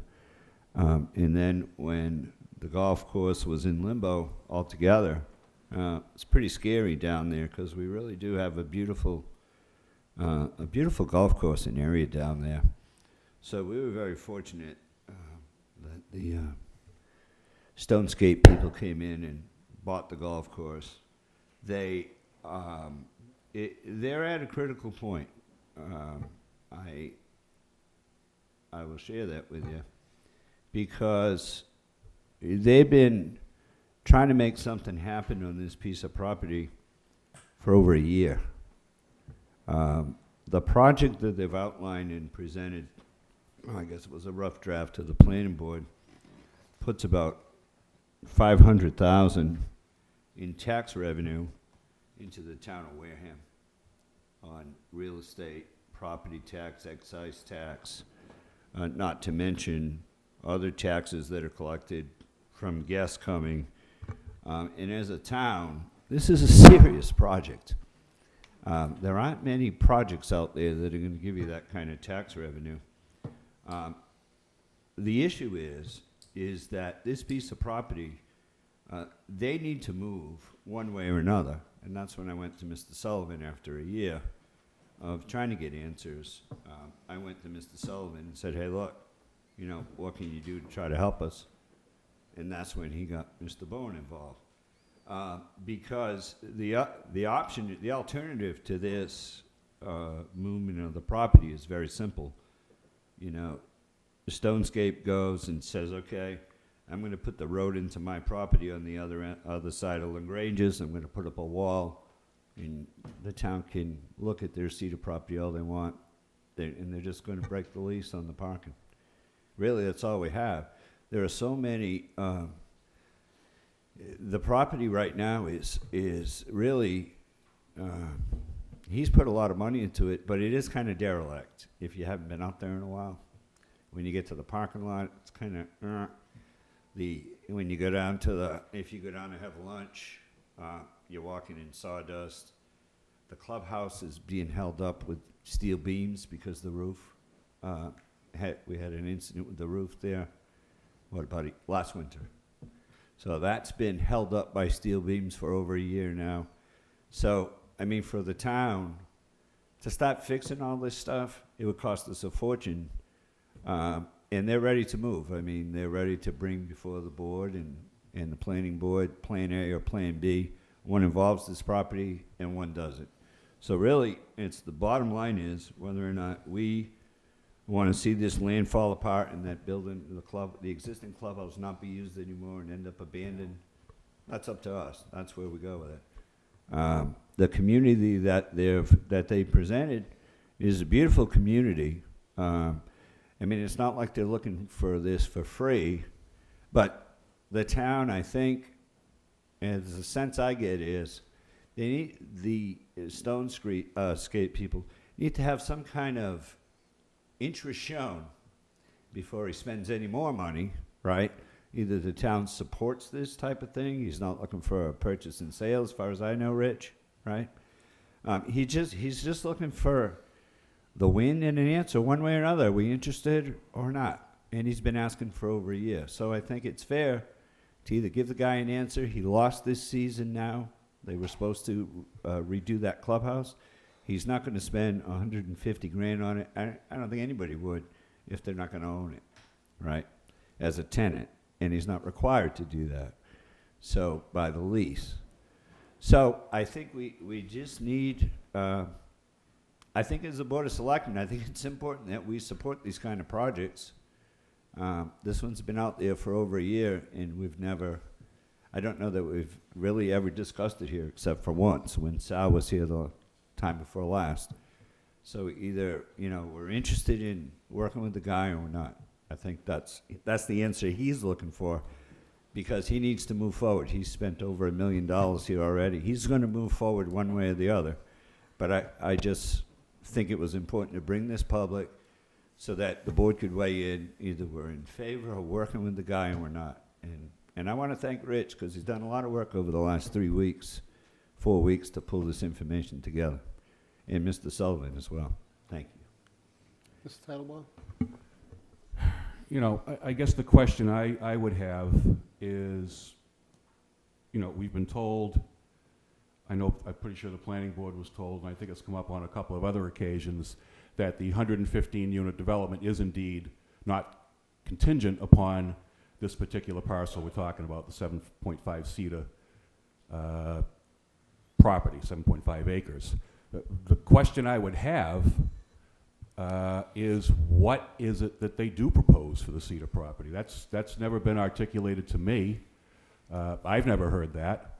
I never had a request when I was chairman from them to come before the board and articulate it. I don't know anything about it. If there's anybody sitting here who does know about it, if Mr. Sullivan or council or any of us know anything about it, let's hear what it is that they want to do. Mr. Chairman, if I might, it's very simple. You have a project plan that includes this 7 acres or whatever it is, right? You take that 7 acres out, it changes the plan. There's no way it doesn't change the plan. It has to. You have a clubhouse that's sitting on that property. If you don't transfer ownership of the land, he's going to build a new clubhouse across the street, which changes Plan A. Plan A includes the entire scope of the project as a developer. Patrick's done some of that. If you take 7 acres out of a project plan, it has to change the plan. The road, the parking areas, you'd have to build more parking area on the other side of the street. It definitely changes the plan. Well, thank you for that clarification, because that's the first information in that regard about a changing plan or a Plan B that I've heard articulated either in public or even nobody's even told me privately about any of this. So I'm glad that this has finally come out so that we know.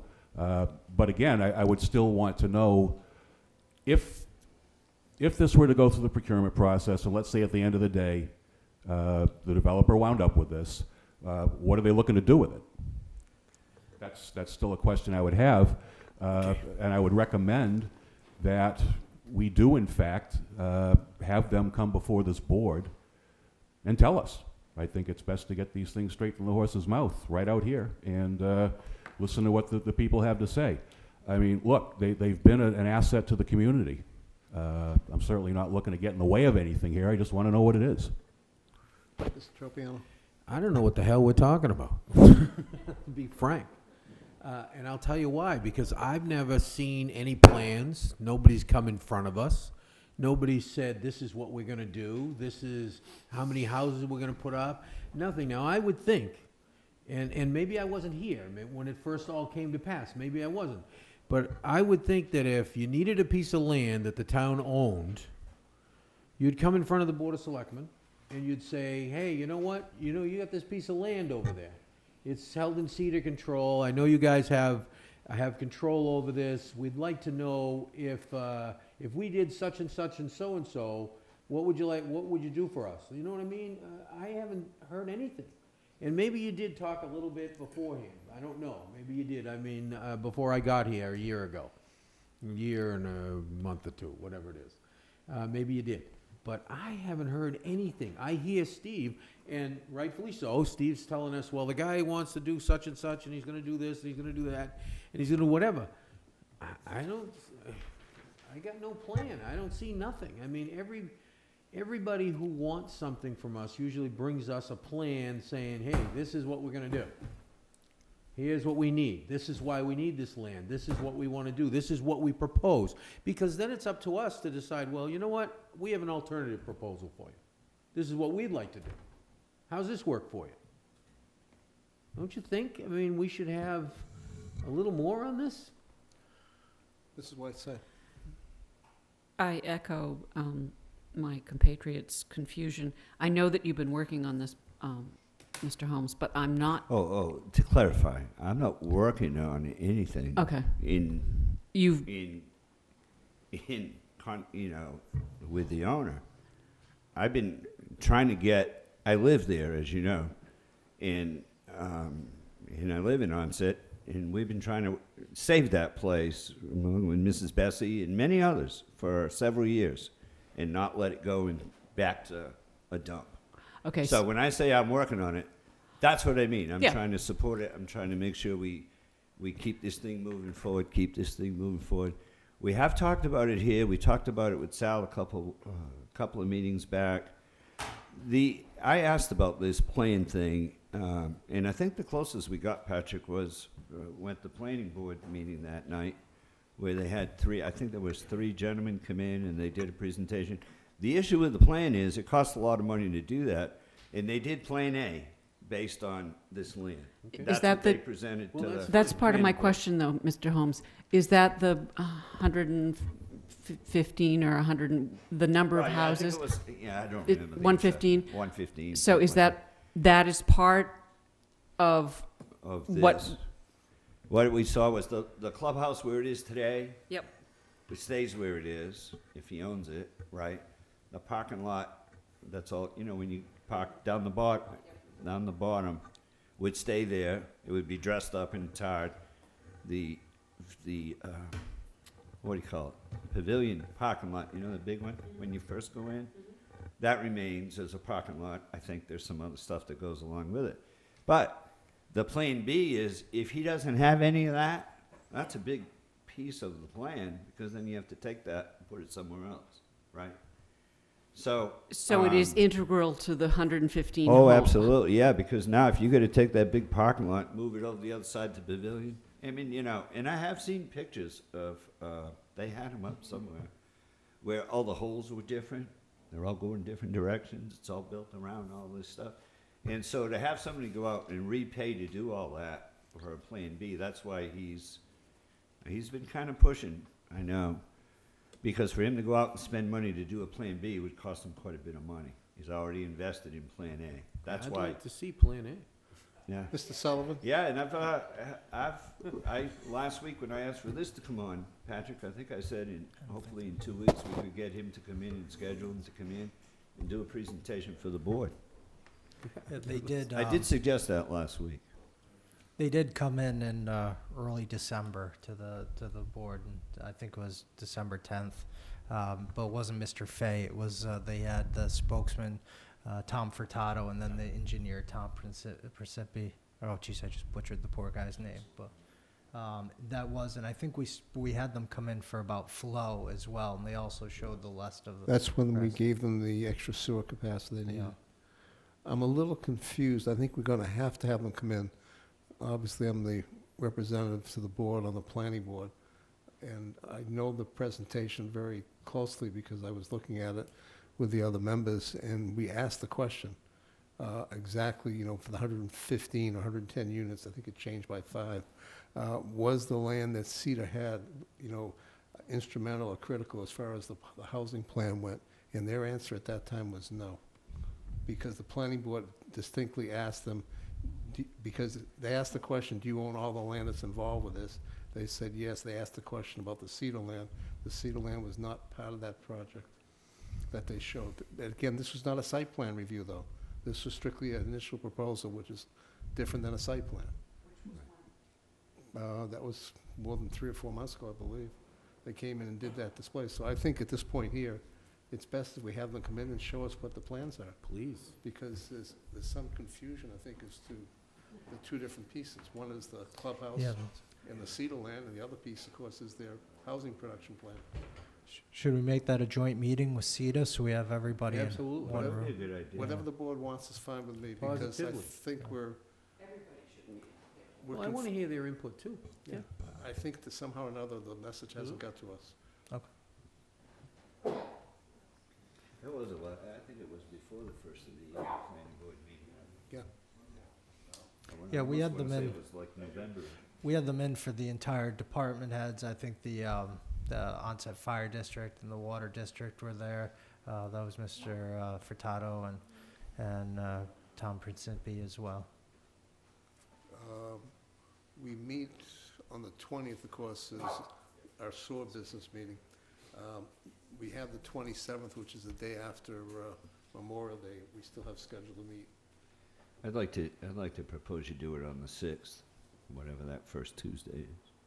On June? Mm-hmm. Okay, we'll put it for June 3rd, That gives everybody time to schedule, and we'll, if that works. yeah, Mrs. Sullivan, you have their address and everything, the two different gentlemen. Just give them an official invitation. I'll give it to Shirley as well. Absolutely. Thank you. Mr. Chairman, Yes. you may wish, somebody told me today that they thought CETA had recently discussed the appraisal. I don't know if they took a formal vote or not, but that they, at their most recent meeting, had decided to not make any particular recommendation or anything as a result of that. You may wish to talk to the CETA chairman and see what it was that it was. I don't know what it is, so I'm not going to say any more than that, because, but somebody said that there was some either action or consensus that they got the appraisal, okay, fine, and they were just going to, sit on it. Perhaps they were waiting some interaction with this board, which would probably be good. Probably would be. But I can ask them if they would send us a report if they actually had a meeting, or get a copy of their minutes. yeah, and actually, I think it would be helpful to your understanding and the board's understanding if, anything they've discussed about this was brought in, because, I mean, I haven't been monitoring it, I can say that. I don't think any of us have. So maybe we could see what they put in their minutes about the property. That'll give us a little understanding. I don't know. Yeah. Yeah, well, it hasn't been much, and we need to know that too, so. All right, we'll schedule that for the 3rd. All right, next on the agenda is discussion and possible vote of the new assessors. Now, you'll notice that that's also under the town administrator's report, so we're gonna call the town administrator sort of to give us a little piece of his report. No yawning, Caitlin. Yeah, I did email this out, and I apologize this wasn't in your packets. I know you prefer to We receive got it them in our ahead time. email, though. Yeah. I did give a brief description of the process last time. This memo does go over it. So I will take basically after the first third of the memo. And what I just want to give is the background and some of the candidates' qualifications. After all the interviews were completed, the interview team was polled to see if they had a clear number one choice. And this was for interviews for the Director of Assessing position. The unanimous consensus was that Miss Jacqueline Nichols was the top candidate. I then contacted Miss Nichols to offer her the position. I'm pleased to announce that Miss Nichols has accepted the appointment of the Director of Assessing position. The position is a grade 12, step 5 in the Steelworkers Union, with a salary of $85,453.68. This offer is contingent upon ratification of the Board of Selectmen and Board of Assessors. We believe that Ms. Nichols' experience as a district appraisal manager for Vision Government Solutions made her the best candidate for the position. She has had experience with multiple municipal assessing departments and can bring back best practices to our town. She has had the commercial and residential experience to go back to the practice of in-house revaluations, which can save the town much needed money. In fact, this year we hired Vision Government Solutions to conduct the triennial commercial and residential revaluation at a cost of $104,000. This was not something other candidates offered. Again, we would be able to do in-house revaluations instead of hiring out at $104,000. So what you're saying is this is a wash? No, it's, So it's a plus. it's a plus. I'm making it, Yeah. well, with fringe benefits, et cetera, after. Yeah. It's at least a wash. Well, you'd need the position anyways, so Yeah. this is, and It's a wash. although I'm negotiating with some of the steel workers, and we'll bring this up in later, this position is still about, that we're funding is lower than the average of our peers. So, I move we ratify the Second. appointment of the town administrator to appoint Jacqueline Nichols as the new assessor. Second. Questions? Mr. Titlebaum? Before we vote, I just wanted to say that, this proposed hire frankly looks like a superstar. This is what you get when you have a town administrator who does the job the right way, doesn't mess with people, doesn't play politics, and develops on behalf of the town administration a good reputation for the town. So that's when you attract people like this. I don't know that we would have been in this position in some of the recent past. I just asked Mrs. Whiteside, you did the interview, we had no questions at all. The questions that I had were asked during the interview, and they were asked of all of the applicants. I had to say that at the end, no, this is clearly, in my opinion, Thank you. the best. Any other questions? Hearing none, all those in favor? Aye. Opposed? Abstained? Vote is 5-0-0. thank you very much. All right, next on the agenda. Congratulations to Ms. Nichols. The next is the special municipal status. Mr. Bowen, I think there was, this is not as simple as I guess we thought it would be. Yeah, of course. My first question would be, is the special employee exemption that we may have done previously, are we going to have to go back and look at that? Mr. Chairman, I still haven't seen the previous votes for Okay. special municipal employees, so I can't comment on those. Thank you. But what I can comment on is the one that was pending before the board last week. It was, at the time, I had expressed the opinion that in order to make someone a special municipal employee, each person on the board that the person would be sitting on would have to be designated as such. So in that particular case, the individual wanted to be on the CPC, so it was my view that you would have to make the entire CPC special municipal employees. After that meeting, I put a call into the State Ethics Commission to see what their view was on it, because as I believe Selectman Tropiano pointed out, even when there's a 99% chance of sunshine, there's 1% chance that it rains. Right. Depending on your perspective, it's still a sunny day. The council of the Ethics Commission concurred that you would have to appoint each and every member of the CPC a special municipal employee. I did in good faith advance what I thought was a clever argument, and one that I had never heard before, which was, no, it's more in the nature of a special liaison position, and would only be creating this person. And I believe the phrase that the Ethics Council used was that was too clever by half. So, so full marks for, a good argument, but it is, as I believed, for that individual to become a special municipal employee, you'd have to name everybody on the committee. Mr. Titlebaum? I believe that, armed with this new knowledge and opinion that Attorney Bowen's just provided us with, we're going to need to go back and take a look at our policy to make sure we've got that correct. If you remember, we did a change to that to allow the special municipal employee exemption status to be offered, but I think we did it probably to individuals Case rather by than to case. entire boards. So I think we're going to have to revisit that policy and fix that. Board of Health. I think Board of Health. You know, we did the moderator, but she's a board of one, so that's a little different. But I think the only board that we've done is the Board of Health. yeah, There was Ken Ferrer. Ken Ferrer. He was the So guy. now you're saying we'd have to make the entire Board of Health we should probably special go. employee status?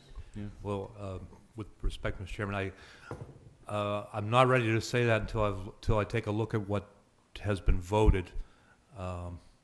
But I will say that the way the law works is that you can't single out one person on a board to be a special municipal employee and treat them differently than you treat every other member. There has to be a consistency throughout. We'll get you the policy that we did a little less than a year ago, so you can review that to see maybe we have to rewrite that whole policy. Yeah, what I recollect of the policy was that I believe it's not an issue of the policy. It's a question of how the policy is applied. Understand? Then I think we should postpone discussion on this. I agree on that. We're going to have to vote on it.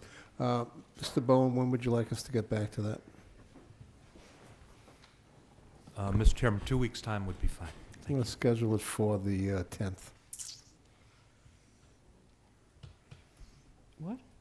Mr. Chairman, the alternative is they either reappoint somebody else. That's or a whole continue month. the request, but we still have to do it. We still have to do something on the other one and for the future. Right? Is that what you're saying? Is that what you're saying? I'm sorry, I was looking at the date. Repeat that.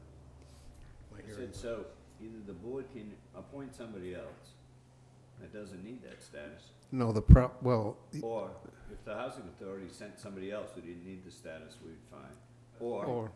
Or we have to look at the policy and redo it. What about the existing one that we already did that now is being told to us that it was? That could be a problem. we'll look into that, see if there's an issue. If there is, we'll fix it. And if, Should we notify not yet. the member? We can notify if you want, but we don't really know if we have an issue or not yet. Well, we gave him special employee status to Yeah. serve on the Board of Health. Certainly sounds like we have a Yeah, problem. it was an individual thing, it was by name. Its sun has been shining. Should we notify that member? Darn sun. It's raining somewhere. Mr. Bowen? Yes, sir. Board of Health, they only have 3 voting members, so did we notify them? Mr. Chairman, I'm reluctant to advise on it until I actually see, what the vote was and how you voted it. I mean, You want to come back to us in a week and give us advice on that? Or is that too soon? if we have everything together He said he on wasn't gonna be Thursday, I can take a look at it on Thursday and probably give you the advice right on the spot on Thursday. So, I'll put it back on the agenda for the 20th, even though we have the sewer, just so we can take care of it. He's not going to be here. Well, we already have the advice on Thursday. Mr. Chairman, perhaps Attorney Bowen could send us a brief memo on this. That's going to be part of it. Right, and that can go right into the record. Yep. Thank you. Next. Okay, next on the agenda is the approval of special election warrant, and I'll read it. Plymouth SS, to the constables of the town of Wareham, greetings. In the name of the Commonwealth, you are required to notify and warn the inhabitants of the town of Wareham who are qualified to vote in the special town election to vote at Precinct 1, Memorial Town Hall, 54 Marion Road. Precinct 2, Hammond School, 13 Highland Ave. Precinct 3, Minot Forest, 63 Minot Ave. Precinct 4, Deacon School, 760 Main Street. Precinct 5, Deacon School, 760 Main Street.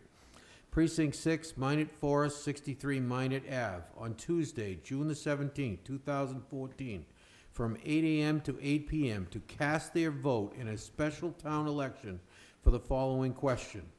Question 1, shall the town of Wareham be allowed to assess an additional $4.5 million in real estate and personal property taxes for the purposes of funding town and school operating expenses and capital expenses for the fiscal year beginning July 1st, 2014? Yes or no?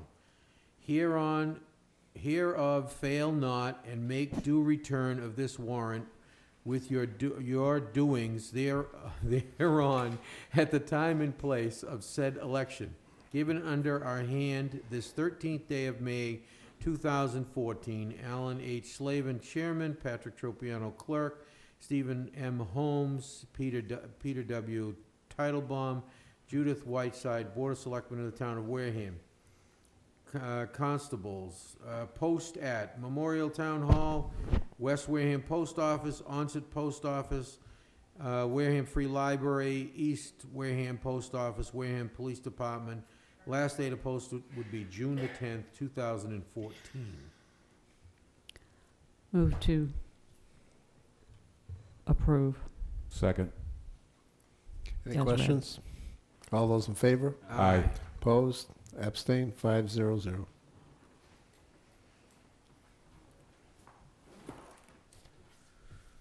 Okay.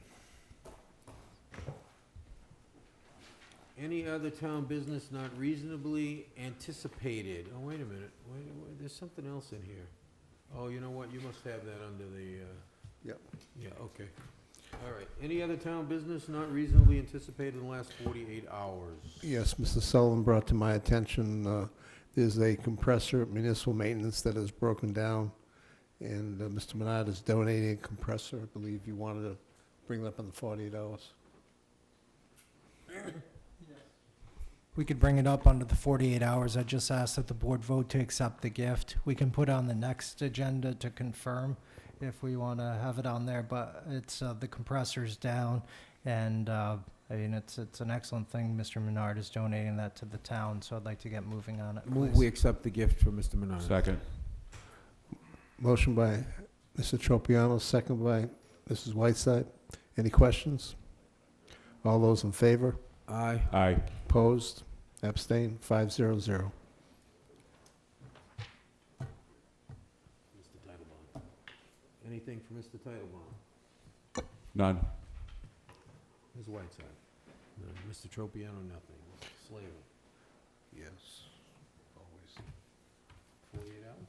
No, 48 hours, no. I already gave you my 48 hours. Steve, no. Okay, so that's it for 48 hours. Yep. All right, town administrators report, please. Thank you. The first item we have is a gift from the Swifts Beach Improvement Association in the amount of $250. They're seeking to have that pay for the costs of repairs to the playground there. The repairs would be replace 3 ramps that have rotted out, replace the board that is attached to the slide, replace or substitute the tires, replace the boards and the benches, fill in low places under the swings.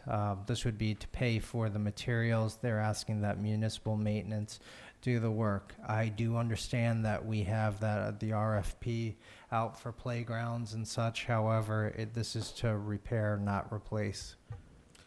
Move that we approve the acceptance of a gift from the Swiss Beach Playground repair. Second, but I would like to discuss it. Go ahead. So municipal maintenance donated a couple of piles of pea stone last Saturday and some barriers. We had 50 people who did more than replace 3 ramps, replace the boards, substitute the tires, blah, blah, blah. We did not ask municipal maintenance for any assistance in doing the work, so I would ask you, how long is it going to take for municipal maintenance to do this work? You've given, the gift is for the materials, but you're not talking about what they won't be doing while they're fixing this playground.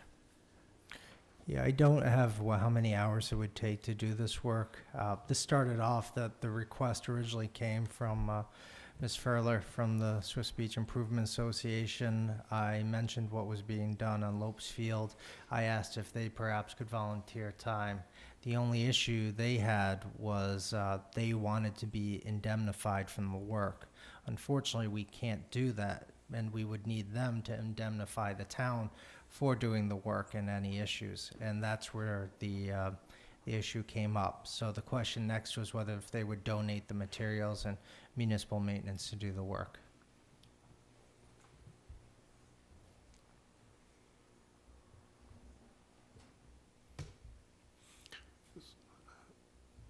That all makes sense. Yeah. We have a motion. Mrs. Whiteside, are you done?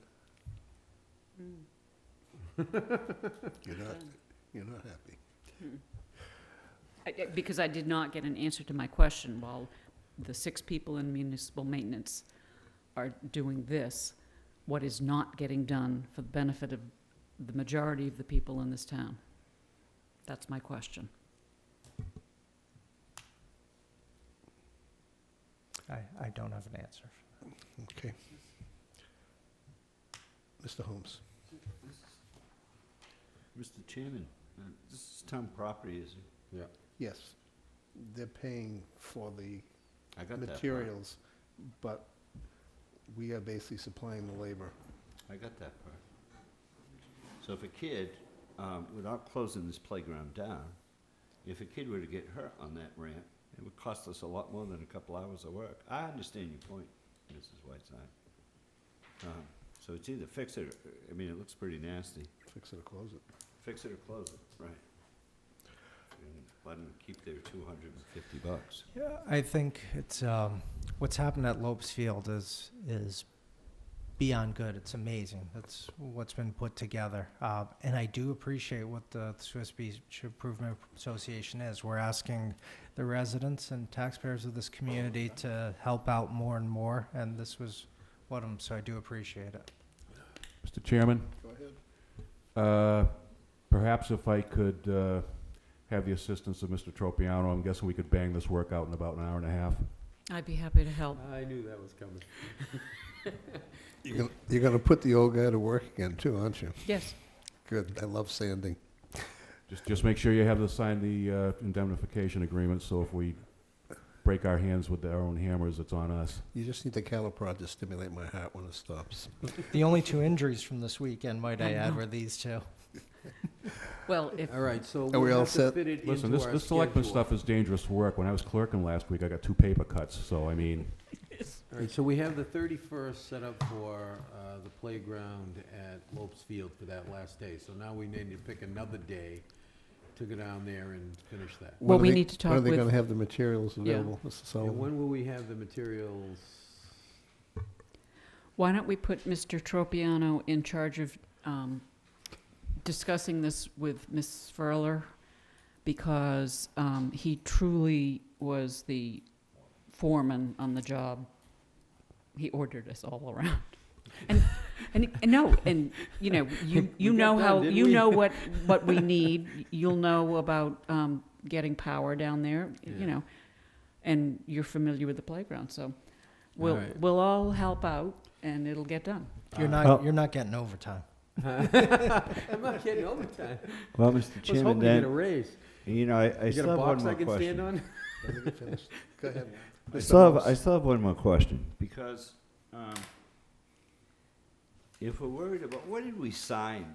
I don't know, the lady gave me that paper to sign, I don't know what the hell I was It signing. was an I just signed it. indemnification. Means if you got hurt, too bad. If I got hurt. Yeah. Right. So, what is the liability then, through you to Mr. Bowen, if a bunch of selectmen are out there fixing town property, some kid comes in, and I'm not saying Patrick's not a great craftsman, or Joe, but what if some kid goes down there to where we just worked on Saturday and gets hurt? Piece of apparatus falls apart, and the selectman did the job. Town property, town selectmen doing the work. We overpaid them.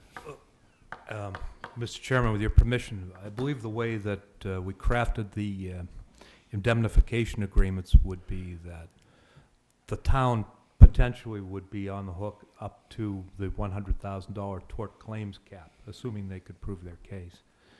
Now, about the individual volunteers, Or no, my question was not about the volunteers. Okay. It was Someone getting about hurt. if a child gets hurt on a piece of equipment that the volunteers worked on, if the association was afraid, because they have done some work out there, they've done a decent job out there with that playground in the past, and maybe if they were made aware that if they did the work, they wouldn't be held liable, maybe they would do the work. Isn't there protection in the law for volunteers? Isn't there some volunteer law or something? Because, I Well- mean, there's no difference, we're not employees of the Samaritan or town to whatever. be out there working and fixing things. yeah, I said, we're not employees of the town, we don't get paid by the town. yeah. And we're out there fixing things, now if a kid come, God forbid, and listen, I don't hope that stuff, but if that association, the reason that they didn't do the work is because they were afraid they didn't want to be held liable, well, if there is no being held liable by volunteers doing the work, maybe they would do the work. But we're liable This- for the parks Mr. Chairman, anyway.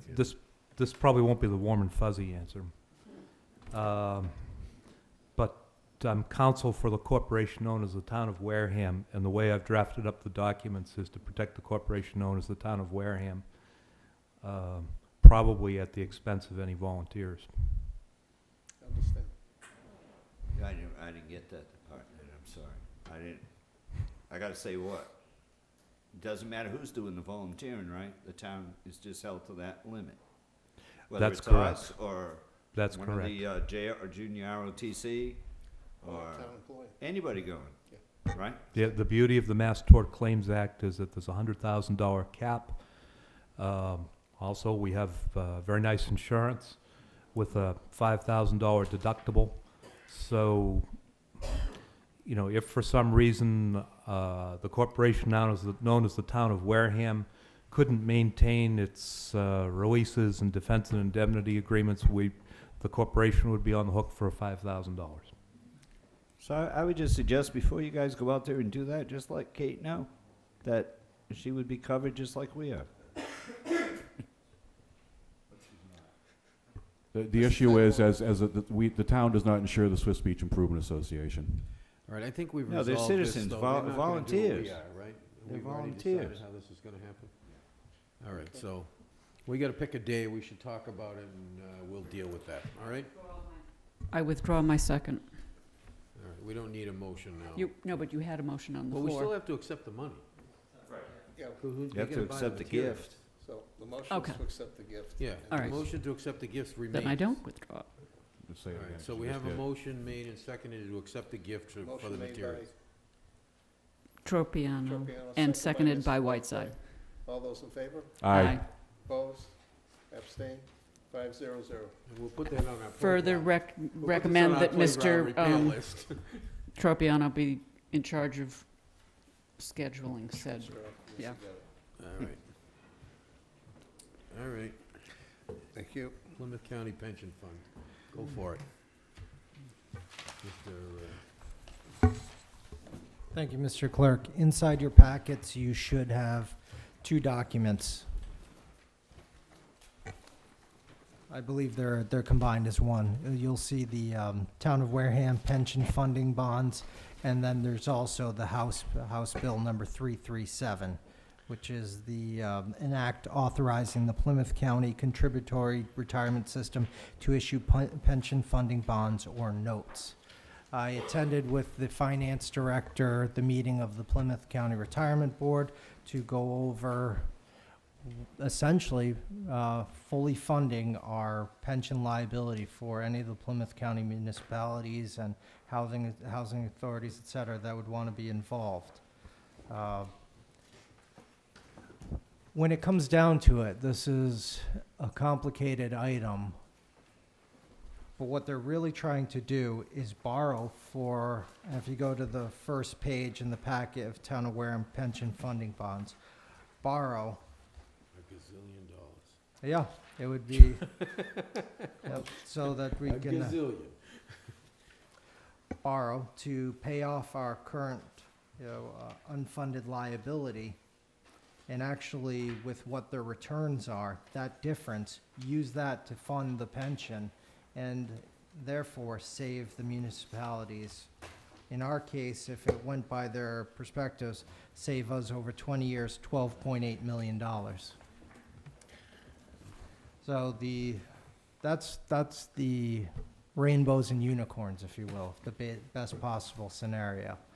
How they're going to do this is they're going to borrow, and the all-in cost of the borrowing, everything in there, is 4.4%. Our returns for Plymouth County since 1985 have been 9%. Their projected returns are 8.25%. I know you'll hear that this is higher than many of the places, but their returns have been higher. In fact, when you look at it, we have one of the best funded pension systems in the nation. Plymouth County does.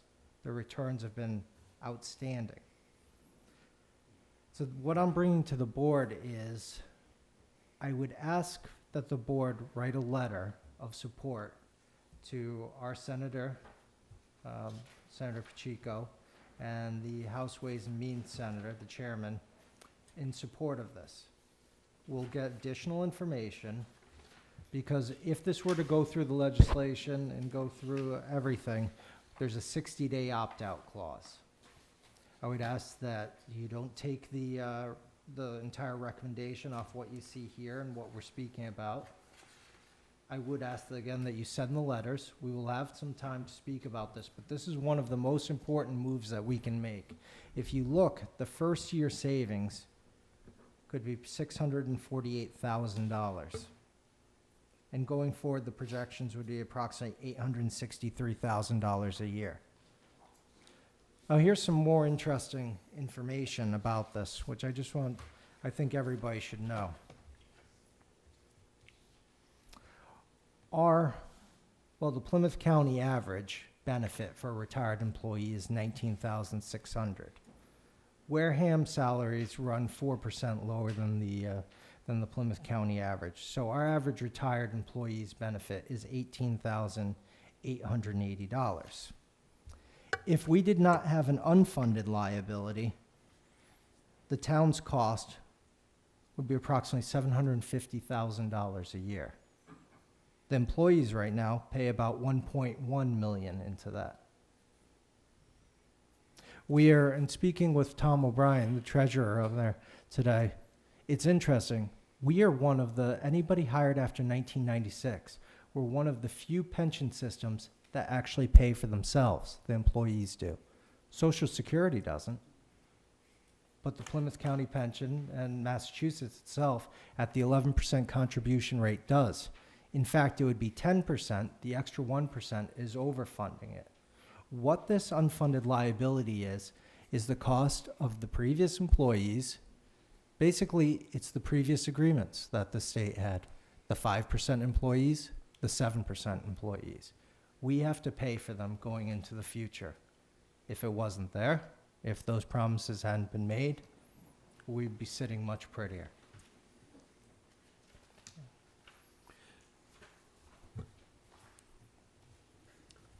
Mrs. Whiteside. An astonishing savings over 20 years, just absolutely astonishing. And you're correct, they have done better than some of the other funds. So I think that I would urge that we do pursue becoming knowledgeable on this. Yes, if you look, I'd ask you to read through there. Number 3 is one of the most important pages. It's the risk mitigation. And I ask that we go over that. And again, the savings is what the earnings are between 4 and the 4.4% cost. If their returns are under 4%, not only do we have to pay our obligation, but we'll have to pay the difference in that. However, historically, again, the returns have been much higher.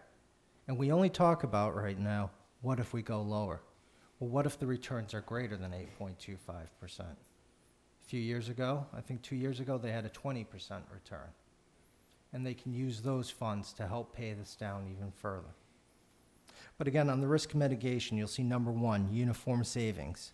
Expected savings are structured on a uniform basis to help achieve the best possible ratings and provide a cushion for year-over-year volatility. Again, trying to keep a nice steady, very conservative. They've put in this as well as stabilization fund. Helps mitigate risks associated with year-over-year volatility in investment earnings for all 56 underlying employers. Initial balance will be funded through the bonding. Additional balance may be built up using a proportionate share of annual savings in the event of draws. In other words, if somebody takes down, they're going to put money back in there. Fund balance may be used to offset any anticipated increases in employer contributions for a certain time period. It's contingent on the balance size and loss amount. So you have one reserve, the stabilization fund, then a second reserve, debt service reserve fund, provides security to bondholders that they will not be impacted by any potential shortfall in debt service payments in the event of a non-payment from any of the participating government units. Sizing of cash-funded debt service reserve fund, 50% of the maximum annual debt service will help achieve an AA or higher rating. In other words, they will always have a debt service reserve of at least 50% of the maximum annual debt service. Fund balance may be used to offset shortfalls in debt service from any participating employer. Sizing for 50% of maximum annual debt service results in a fund size sufficient to cover 3 years of debt services for 3 largest units, or half of the debt service payments for all 56. In other words, for 3 years, if they did not receive a single dime from the 3 largest members, they would be able to cover it. High priority of payment. Plymouth County Retirement Association's first claim on local employer general revenue funds allows debt service payments to function as a super GO, with highest priority liability for any member unit. A GO is a general obligation bond. In other words, they are secured because with general obligation, and they have this right now as the Plymouth County Retirement Association, they have the first right to any revenues, tax dollar revenues that we have. So again, that gives them a better value. Cross-collateralization.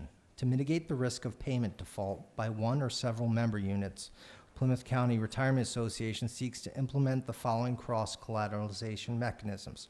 Tranching. Group underlying units by relative size or credit quality, such that an event of a payment default by one member of a group must be absorbed by the other group members. So you'd be similar to what your credit ratings are and such. These bonds would be AA rated, is what they're anticipated. We currently are A1. Investment return silos. Create investment silos which reallocate the assets / investment returns of a defaulting entity to other members in its tranche that covered up for the shortfall. And finally, prepayment. Plymouth County Retirement Association will make monthly deposits to the Plymouth County Retirement Association pension bond payment account in amount equal to 1/6 of the semi-annual interest payment and 1/12 of the annual principal payment at the beginning of every month, such that the aggregate amount required for making debt service payments has been accumulated 1 month in advance of the payment date. May not seem like a lot, but you'll pay that off sooner, just like any of your own borrowing. So the next steps for this would be the legislative approval from the state Senate is needed. Again, that's why I'm asking the Board of Selectmen for its support. Following passage on the state Senate, the governor has to sign the legislation into law. Each employer has 60 days to elect to opt out of the transaction and continue paying the full unfunded amortization payments until 2034. Plymouth County Retirement Association will issue bonds to fully fund the UAAL of all participating employers. Employers will pay debt service payments instead of existing UAAL payments. Employers will continue to pay normal cost, as would be the case with no bonds. The last item is that Representative Susan Williams Gifford was a co-sponsor of this bill as well. So I ask that we do take the steps now, because I think the timing is like anything. Why does it work today?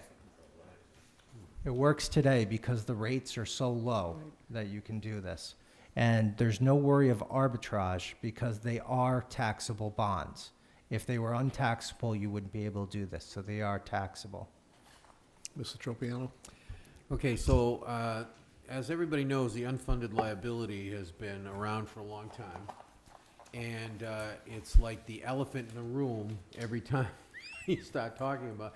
And we've all been hiding from this for a long time. Like, you know, okay, what? I didn't see it. I don't know what it is. You know, it's there, but who cares? It's like, you know, once upon a time, remember we were talking about plowing streets and doing it sort of illegally? Remember, well, this is like way more, way bigger elephant than this, okay? I mean, this is huge. So I think they've come up with a winner here, and I think we should positively buy into it. And I move that we send the letters that the town administrators asked us to, and authorize the chairman to sign them. Second. Discussion? Mr. Holmes? I'll say. I met today with Derek and Mr. O'Brien. I've met with Mr. O'Brien before and other things with Plymouth County. what's happening is it's almost going in, they're almost going to their own insurance business, is what it amounts to. Basically, you give someone 3% and you earn 5, 6, or 7% more. And that's basically how the insurance companies have worked for years. So the numbers and everything work well. It's a very low risk proposition. And this will just be one piece of allowing us also, hopefully, to get out from where we are and eventually move into another group as far as insurance. We won't have to be involved in having our own self-insurance, which should save us hundreds of thousands of dollars per year. If you're a resident in 2030, you'll love us for our decision today. Yes, you will. Any other questions or anything? All those in favor? Aye. Opposed? Abstained? 500. Motion by Mr. Tropiano, second by Mrs. Whiteside. Thank you, Mr. Sullivan. Nice piece of work. That was, Still up. yeah, really nice. You have Powers and scheduled Sullivan. Powers and Sullivan? Yep. Yes, I'd like to ask the board and see if we can invite the Finance Committee to a June 3rd meeting. Have Already Mr. done. All right, perfect. So we've done it then. Okay, anything else? And the purpose is to discuss the audit management letter and such. I did meet with, again, Tom O'Brien also is the treasurer for the Mayflower Group, and Mr. Jack Sherry from GBS. We went over some of the information of going into the Mayflower Group. I've asked that they provide us sort of the future costs going for the next 3 years. Because if you remember, we did not have the funds to go into the Mayflower Group, the upfront funding. How you go into the group is they essentially have a trust fund, if you will. The valuation of the trust fund is about 35 million to 45 million, actually, give or take how they're standing. They simply take all the subscribers, divide them by the trust fund value, and then who's ever coming in, you multiply what that value is times how many subscribers you are, and that's the upfront cost to go in. We are the first municipality that they are offering to be able to go in without funding up front. You can do it as part of your rate. We could bring that over 3 years. Now, the potential for this is not only do we save on the first 3 years versus what our projected costs are now, but on the 4th year, that funding, that upfront funding cost goes away and our rates dip even further. So I've asked them to give me the projections. I will forward those to the board, and we're going to call a meeting of the PEC to have them meet with it to further it. Again, we're looking for, I think the goal is between September and October 1st to go within that group. And we'll put together projected savings for the town. This is another thing we're trying to do to save the town money. This is the other piece that we wanted to do this a year ago, which would have saved us quite a bit, but because of our cash flow situation and the money itself, we just couldn't do it. So they're giving us I won't say it's unique, but it's a different way to get in, and we're the first town that they've actually done this with. Just briefly, I think we did look at this a year ago, and the buy-in costs, the upfront costs were simply too much for the town to absorb at that time. So to spread it out over time is certainly a solution that's very applicable and appreciated in our circumstances. Yeah, we make we always kind of give the old saying, it's expensive being poor. If we had the cash to buy in last year, it would have saved us between $700,000 and $800,000 this year. Thank you. Is that it, Mr. Sullivan? That was all for this week or last week. All right, next is liaison reports. Mr. Titlebaum? No liaising this week. Mrs. Whiteside? I liaised. You liaised, huh? Happy family member. Mr. Tropiano? Nothing for me. Mr. Holmes? Yeah, you know, that title changed. I'd like to make sure that, you know, the after action at town meeting. I thought we had something on that. I want to get the Little Red Schoolhouse on our next agenda so that we can get discussing that. The Everett School? Everett School. Yeah, The one next The to the official church. title, right? The one we just took control of.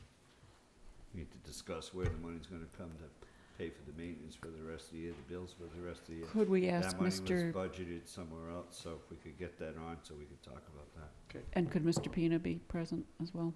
Who? Mr. Pina? Because he has some ideas about what could, Right, yeah, I go in understand. there. Yeah, I think it's great, anybody you want, but for right now, we need to understand where the money's coming to pay those bills. It was going somewhere else, is it coming to us now? If the building's not worth it, we need to sell it. And we have the authority to do that at town meeting, they gave us that authority to dispose of if we need to. So, let's not keep something that's gonna cost a lot of money on the books. I'll get it Right. scheduled next Maybe, couple maybe weeks. it won't, and it's great, but if it does, we don't have the money to be handling that kind of property.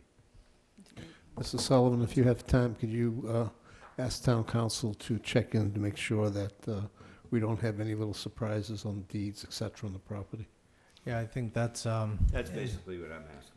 yeah, on the deeds, in the past, we've used, and no casting dispersions on town council. We've used literally the attorneys that do the deeds to do the Okay. title research on there. We have funding? We don't have any funding for that. I'll see if we can have, I'll look into what I can do with it. Maybe check with the school and see what they've got for records. Yeah. All right. We have John Witten too, don't forget that. He does mostly land court zoning. I see a big smile down there, so you hurt his feelings. Yeah. Not for long. You hurt his feelings, Derek. I guess you're up. Okay. You're the last one. Quiet week for me this week. Attended an MPO meeting this afternoon at 1 o'clock, which takes care of all the tips and the different transportation pieces around the state. We updated the tip draft for 2015 to 2018. The Wareham project is still on the schedule for the beginning of fiscal year 2017 to the tune of about $14 million, Route 6 and 28. The only glitch there is that the Federal Highway Trust Fund is about to go broke in about 4 months. The what? Yeah. The federal government has not been refunding the Federal Highway Trust Fund. There's not enough money coming in, and it's been coming out of the general appropriations. So in a short period of time, there'll be no funds unless our federal government decides to fund it. So all these programs that are sitting for 2015, et cetera, are all in jeopardy if there's money not coming in. So much to do with our gas tax money, huh? It's not enough. Somehow Apparently, they they're found a not way to spend it all. Using it where they're supposed to use it, apparently. So that was the little surprise for today, Huh? just to let us know what it is. So we should be, the board also should be writing a letter to our Representative Keating and our 2 state senators, asking for some help on this, because this will be a real problem. I will move that to authorize you to write such a letter. Second. Second. Oh, yeah, go ahead, Peter. Peter, second. No good deed goes undone. That's right. All those in favor? Aye. Opposed? Abstained? 500. Boy, the founding fathers would be freaking out right now. They already did long gone on this letter. To Chico. So we get Senators and Keating. Okay, the only other thing I have, the planning board last night. Hold on. 2 pieces came up. The Dollar General store, which is slated to go where the old motel was that got ripped down. Basically, the hearing went very well on the site plan. They'll be coming back. Actually, the planning board was really good about it. They're coming back next Monday for a special meeting to finish up some small details, and that should be all settled and signed off on. The old White Pines. The old White Pine. And the other piece is the Tohonet East Solar Energy Site off Tohonet Road, which is on the Makepeace land, one of the last of the 6 megawatt projects, was also signed off and approved as well. Just so everybody knows, the new SREC 2s that came out, the push is for smaller rooftop units and small projects rather than the big multi-megawatt project that the state is now pushing. And the SREC credits, if you're on a toxic waste site landfill, you get credits of, I think, 1-to-1 or 0.8-to-1 on the credits. Everything else drops down to 0.6, 0.4. So there probably will be no major large projects going forward for a while because the state has decided to change their emphasis of where things go. That's it for me. All right, that brings us to the consent agenda.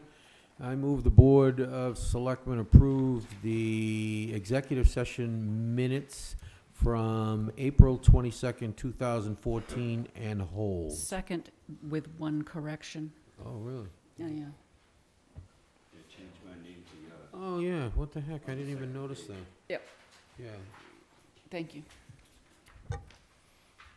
Motion by Mr. Tropiano, second by Mrs. Whiteside with the correction. Yep. All those in favor? All right. Opposed, abstained, 500. No, there were two. Yeah, there's two Oh, sorry. abstentions. I thought it was changing. 302. 302. Sorry, All right. end of the day. Summer celebration 2014. They're looking for permission to use, let's see. As understood and agreed, summer celebration parade on July 12th. They're looking for the use of town roads for a parade on July 12th, 2014, between 8 and 12 p.m. And let's see, is there a, I'm just looking to see if everything, I'd move approval, Patrick. okay. Here it is here. The roads are Main Street, Gibbs Ave, High Street, and Marion Road. You can see it, it's all drawn out here on a plan. So I have- Attached to the application. You guys should have it in your packet. Matter of fact, there's even a nice overview drawing. See it right there? Nice sky, Wow. and eye in the sky. Special. Beautiful. So Move that's it. approval again. Second. Second. Any discussion? All those in favor? Aye. Opposed, abstained, 500. There you go. Motion by Mr. Tropiano, Moving on. second by Mr. Holmes. I got black and white. What?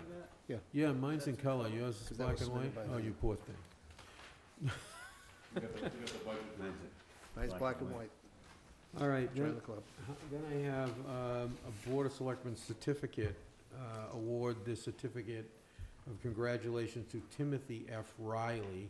Looks like a member of the committee of the Boy Scout Troop 39, having completed the requirements for Eagle Scout, it looks like. Yeah. So, which is very interesting. I don't know how many Eagle Scouts are out there, but not on the it's agenda. quite an accomplishment. 8%. I move that we sign this recognition certificate. It says, let me finish reading it anyway. It says, in honor of your receiving the Boy Scouts' highest award of Eagle Scout, we congratulate you and commend you for your commitment to the Boy Scouts of America. Presented this 31st day of May, 2014, and I'm assuming that somebody's going to be presenting it on that day. Yeah. So, motion and second to sign. All those in favor? Aye. Opposed? Abstained, 500. We'll do that under the 48-hour because it wasn't on the agenda. We're gonna invite the kid in and do a nice little thing for him like we did with the, Summer celebrations. think- with the other boy. I think this one here, they've asked us to come and present it at an Oh, event. at someplace else. Yeah.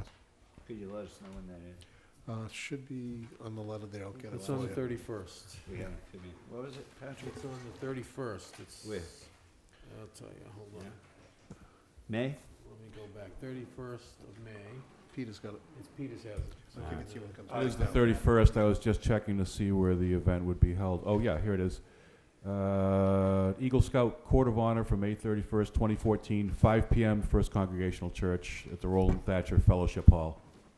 So again, that's May 31st, 5 p.m., the Roland Thatcher Fellowship Hall, the First Congregational Church. All right, and I have no bills to sign or anything of that nature, so if... Motion to adjourn. Well, I have I have a question. The chairman just made a motion to adjourn. Yeah, I don't think he's supposed to do that. I'm not gonna second his motions. They're out of Can you order. Second? You can't. There's no second. Okay. Why don't you move to adjourn and I'll second? I'll move to adjourn. And I'll second. I thought Judy had a question. She did though. She did. Go ahead. I withdraw my motion. Well, You withdraw. And I'll withdraw my The second. question is, we had this list of pending issues and items, and I thought we were going to talk about it. It's not on the I think I've got it scheduled 1 or 2 weeks further out. Thank you. Try the I move motion we again. adjourn. Second. All those in favor? Aye. Opposed? Abstained? 500. Good night.